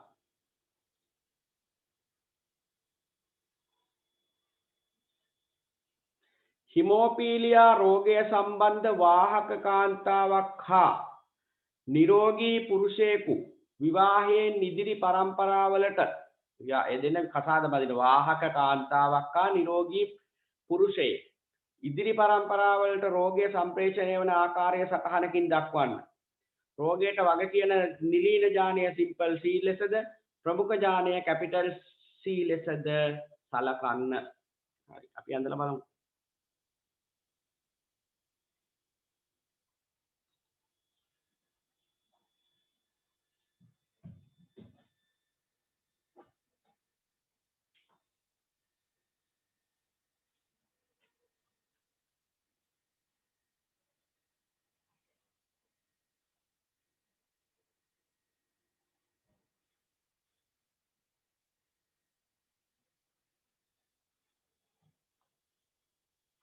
මේ හිමෝපීලියා රෝගයට අදාළව පරිසරයේ ඉන්න මිනිස්සු වර්ග ටික මම ඉස්සෙල්ලා ලියන්නම්. පළවෙනි එක්කෙනා තමයි නිරෝගී ගැහැණු. නිරෝගී ගැහැණු. ඊළඟ එක්කෙනා තමයි වාහක ගැහැණු. ඊළඟ එක්කෙනා තමයි රෝගී ගැහැණු. ඊළඟ නිරෝගී පිළිමි. ඊළඟ වාහක පිළිමි. රෝගී පිළිමි.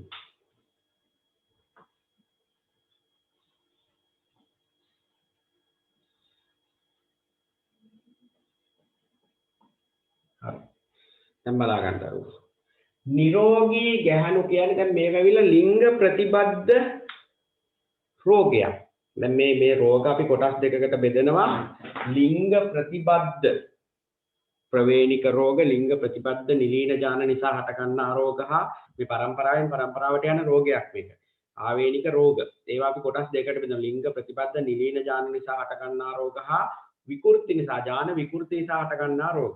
ලිංග ප්‍රතිබද්ධ නිලීන ජාන නිසා හටගන්නා රෝග වලදී අපි කතා කරනවා. ඒ දෙක තමයි වර්ණාන්ධතාවය හා හිමෝපීලියා. ජාන විකෘති නිසා හටගන්නා රෝග වලට කියනවා තැලසීමියාව හා ඇලි බව. එතකොට මේ ලිංග ප්‍රතිබද්ධ නිලීන ජාන ලිංග වර්ණ දෙකක් තියෙනවා. X හා Y. ගැහැණුන්ට තියෙන X දෙකක්. පිරිමින්ට තියෙන X හා Y. Y පොඩි. පොඩි නිසා Y එක්ක ප්‍රතිබද්ධ ජාන බැඳෙන්නේ නැහැ. ප්‍රතිබද්ධ ජාන කියන්නේ වර්ණ දෙකක එකට බැඳිලා තියෙන ජාන වලට. ඒවා ගැලවිලා යන්නේ නැහැ. අර පරම්පරාව හදද්දී. එතකොට ලෙඩේ හැදෙන්නේ හැමතිස්සෙම සිම්පල් අවස්ථාවේදී. කැපිටල් අවස්ථාවේදී නෙමෙයි. එහෙනම් මම නිරෝගී ගැහැණු මෙන්න මේව ලකුණු කරන්න පුළුවන්. X capital C මේ දෙක ප්‍රතිබද්ධ ජාන දෙක. XX කියන්නේ ලිංග වර්ණ දෙකකින්. ඒ දෙකට බැඳලා තියෙන කැපිටල් දෙකක්. එතකොට එයා නිරෝගී. වාහක කියන්නේ එයා නිරෝගී තමයි. හැබැයි ලෙඩේ ඇතුලේ හැංගිලා තියෙනවා. X capital C X simple C. මෙන්න වාහක ගැහැණිය. මෙයා නිරෝගී. මොකද කැපිටල් තියෙනෝනේ. නමුත් රෝගයට අදාළ ජානේ හැංගිලා තියෙන ඇතුලේ සිම්පල් අවස්ථාව. රෝගී ගැහැණු කියන්නේ X simple C. එයා රෝගී. නිරෝගී පිරිමි කියන්නේ X Y capital C තමයි X එක බැඳලා තියෙන්නේ. Y එක බැඳෙන්නේ නැහැ මොකද. රෝගී පිරිමි කියන්නේ X Y මෙතන තියෙන simple C. අදොන්න මිනිස්සු 5 දෙනා පරිසරයේ ඉන්න මේ රෝගයට අදාළව. දැන් මෙතන කසාද බඳින්නේ කවුද? වාහක කාන්තාවක් හා නිරෝගී පියා. එහෙනම් මේ දෙමෝපිය පරම්පරාව P පරම්පරාව වෙන්නේ වාහක මවයි රෝගී පිය නිරෝගී පියයි. දැන් මම කියන මෙතන වාහක මව වැඩි කිරීම නිරෝගී පියා. මේ දෙන තමයි කතාව කරන්නේ. දැන් අපි බලන්න ඕනේ දරුවන්ට කොහොමද මේ රෝගය යන්නේ කියලා. මෙන්න වාහක මව. මම ලියන්න පුළුවන් මෙහෙම. X capital C simple C. හරිද? මෙන්න නිරෝගී පියා. X Y මෙතන capital C. අපි ලොකෝ ලියව නැත්නම් උඩ පටලවෙන්න බෑ capital C. ඊට පස්සේ හැදෙන ජන්මාන. ජන්මාන කියන්නේ මේ දෙන්න වෙන් වෙනවා. එතකොට මෙතන වෙන්නේ මොකද? X capital C වෙන් වෙනවා. ආයිත් මෙතන X simple C වෙන් වෙනවා. ආයිත් මෙයාගේ X capital C වෙන් වෙනවා. Y වෙන් වෙනවා. මේ ජන්මානු හැදුණා. ඊළඟ පළවෙනි පරම්පරාව F1 පරම්පරාව.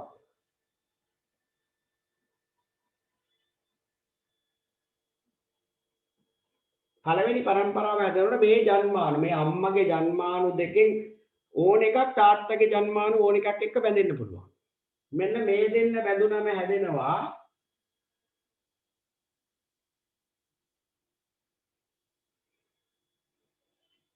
X capital C capital C. හරි එහෙමනේ හැදෙන්නේ මෙතන capital මෙතන capital. ඒ දෙන්න බැඳුනම හැදෙන්නේ එක. එතකොට හැදෙන්නේ කවුද? නිරෝගී ගැහැණු. නිරෝගී ගැහැණු දරුවෙක් හැදෙනවා. එයා එහෙම ළමයෙක් ඉපදෙන්න පුළුවන්. නිරෝගී ගැහණු දරුවෙක් ඉපදෙන්න පුළුවන්. හරිනේ ඔන්න පළවෙනි එක හරි. ඊට පස්සේ ආයිත් මෙයාටම පුළුවන් මෙයාත් එක්කත් බැඳෙන්න. හදිසි එහෙම වෙන්න පුළුවන්. අපි කියන්න බෑනේ මොන ශුක්‍රාණුව මොන ඩිම්බයත් එක්ක බැඳෙනවද කියලා කියන්න බෑනේ. ළමයා හැම වෙද්දි. ඒකට මේ දෙන්න බෑ. එහෙම වුණත් ලැබෙන්නේ x capital C y. එතකොට හම්බ වෙන්නේ නිරෝගී පිරිමි. නිරෝගී පිරිමි දරුවෙක්.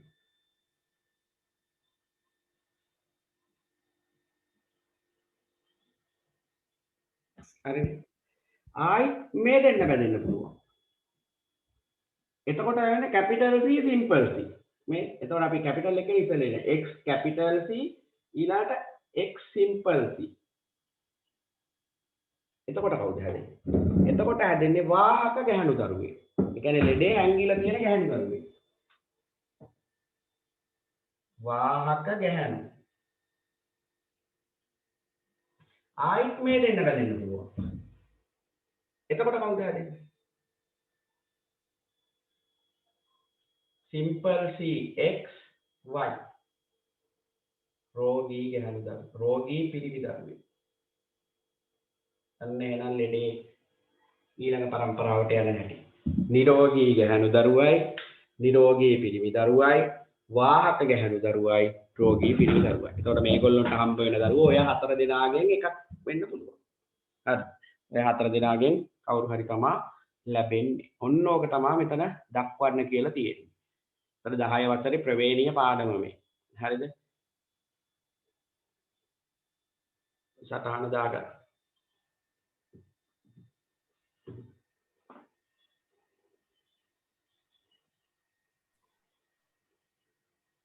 ඔයගොල්ලන්ට මම මෞලය ආශ්‍රිතව මෞලය පාඩම ආශ්‍රිතව ගණනයන් ටිකක් අඟහරුවාදට කරන්න බලාපොරොත්තු වෙමින් ඉන්නවා. එහෙම කරනවා නම් මම අනිවාර්යෙන් group එකට දාන්නම් මෙන්න මෙහෙම මෞලය ආශ්‍රිතව ගණන් ටිකක් කරනවා කියලා.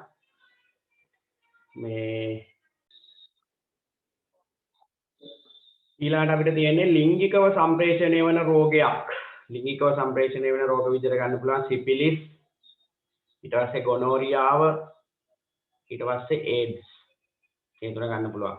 සිපිලිස්, ගොනෝරියාව, AIDS. තව ඔන්න herpes. ලිංගික රෝග සම්ප්‍රේෂණය වළක්වා ගැනීමට යහපත් පුරවැසියෙකු විසින් අනුගමනය කළ යුතු ක්‍රියාමාර්ගයක්. එතකොට අපිට ලියන්න පුළුවන් ලිංගික චර්යාවන් පිළිබඳව සැලකිලිමත්ව කටයුතු කිරීම. ලිංගික චර්යාවන් පිළිබඳව සැලකිලිමත්ව කටයුතු කිරීම. හරිද? ඒකෙන් තමයි ලිංගික සම්ප්‍රේෂණය වෙන රෝග හැදෙන එක නෙවෙයි කරන්න ඕන, හැදීම වළක්වා ගන්න එක. වළක්වා ගන්න නම් අපි ලිංගික චර්යාවන් පිළිබඳව සැලකිලිමත්ව කටයුතු කරන්න ඕන. ඒක තමයි මෙතනින් අහලා තියෙන්නේ අනුගමනය තුළ ක්‍රියාමාර්ගයක්. හරි. ඊට පස්සේ 6 වෙනි ප්‍රශ්නය ජීවී දේහ තුළදී සිදුවන රසායනික ප්‍රතික්‍රියා වඩාත් පහසු කිරීම සඳහා ජෛව රසායනික උත්ප්‍රේරක භාවිතාවේ උපකාරී වේ. ආමාශයේදී ප්‍රෝටීන ජීර්ණයට දායක වන ජෛව රසායනික උත්ප්‍රේරකය. ආමාශයේදී ජෛව රසායනික උත්ප්‍රේරක කියන්නේ එන්සයිම් වලට. ආමාශයේදී ප්‍රෝටීන ජීර්ණයට වැදගත් වෙන එන්සයිම් තමයි පෙප්සින්. ආමාශයේ කිව්සේ තියෙන පෙප්සින්, රෙනින් හා හයිඩ්‍රොක්ලෝරික් අම්ලය. එතකොට ප්‍රෝටීන ජීර්ණයට දාලා ජෛව රසායනික උත්ප්‍රේරකය පෙප්සින්. පෙප්සින් කියන එන්සයිමේ තමයි පෙප්සින් උත්තරේ. එහිදී ප්‍රෝටීන කවර සංඝටකයක් බවට පත් වේද? පොලිපෙප්ටයිඩ් බවට. එතෙන්දී ප්‍රෝටීන පත් වෙන්නේ පොලිපෙප්ටයිඩ්. ප්‍රෝටීන පොලිපෙප්ටයිඩ් බවට පත් වෙනවා ආමාශයෙන්. පොලිපෙප්ටයිඩ් තමයි ඊළඟට ඇමයිනෝ ආම්ල බවට පත් වෙන්නේ තවදුරටත් ජීර්ණය වුණා. එහෙනම් උත්තරේ පොලිපෙප්ටයිඩ්. සර් රෙනින් තියෙන්නේ කුඩා දරුවන්ගේ නේද? වැඩිපුර රෙනින් තියෙන්නේ කුඩා දරුවන්ගේ. හරිද? රෙනින් වලින් කරන්නේ කිරි කැටි ගැසීම. එතකොට වැඩිපුර තියෙන්නේ රෙනින් කුඩා දරුවන්ගේ. වැඩිහිටියන්ගේ රෙනින් තියෙන ප්‍රමාණය අඩුයි. හරිද? එතකොට ආමාශයේ වැඩිපුර තියෙන්නේ පෙප්සින්. පෙප්සින් වලින් කරන්නේ ආමාශයේ කිවිෂයේ වැඩිපුර තියෙන පෙප්සින්. පෙප්සින් වලින් කරන්නේ ප්‍රෝටීන පොලිපෙප්ටයිඩ් වලට පත් කිරීම. පෙප්සින්, රෙනින් හා හයිඩ්‍රොක්ලෝරික්. හයිඩ්‍රොක්ලෝරික් වැදගත් වෙන්නේ මේ රෙනින් හා පෙප්සින් කියන මේ එන්සයිම් දෙක ක්‍රියාත්මක වෙන්නේ ආම්ලික මාධ්‍යයකදී. එතකොට මාධ්‍ය ආම්ලික කිරීම තමයි හයිඩ්‍රොක්ලෝරික් වල අරමුණ. ඊට පස්සේ හයිඩ්‍රොක්ලෝරික් වලින් ජීර්ණයටත් යම් තාක් දුරකට සහයෝගය දෙනවා. මොකද හයිඩ්‍රොක්ලෝරික් අම්ලයට අර ආමාශයේ බිත්ති පවා ජීර්ණය වෙනවනේ. විකාදන මේ වෙනවනේ ඒක නිසා. හරි. ওই ටික තමයි එතකොට පස්වෙනි පාඩමේ අපිට කතා කරන්න තියෙන්නේ.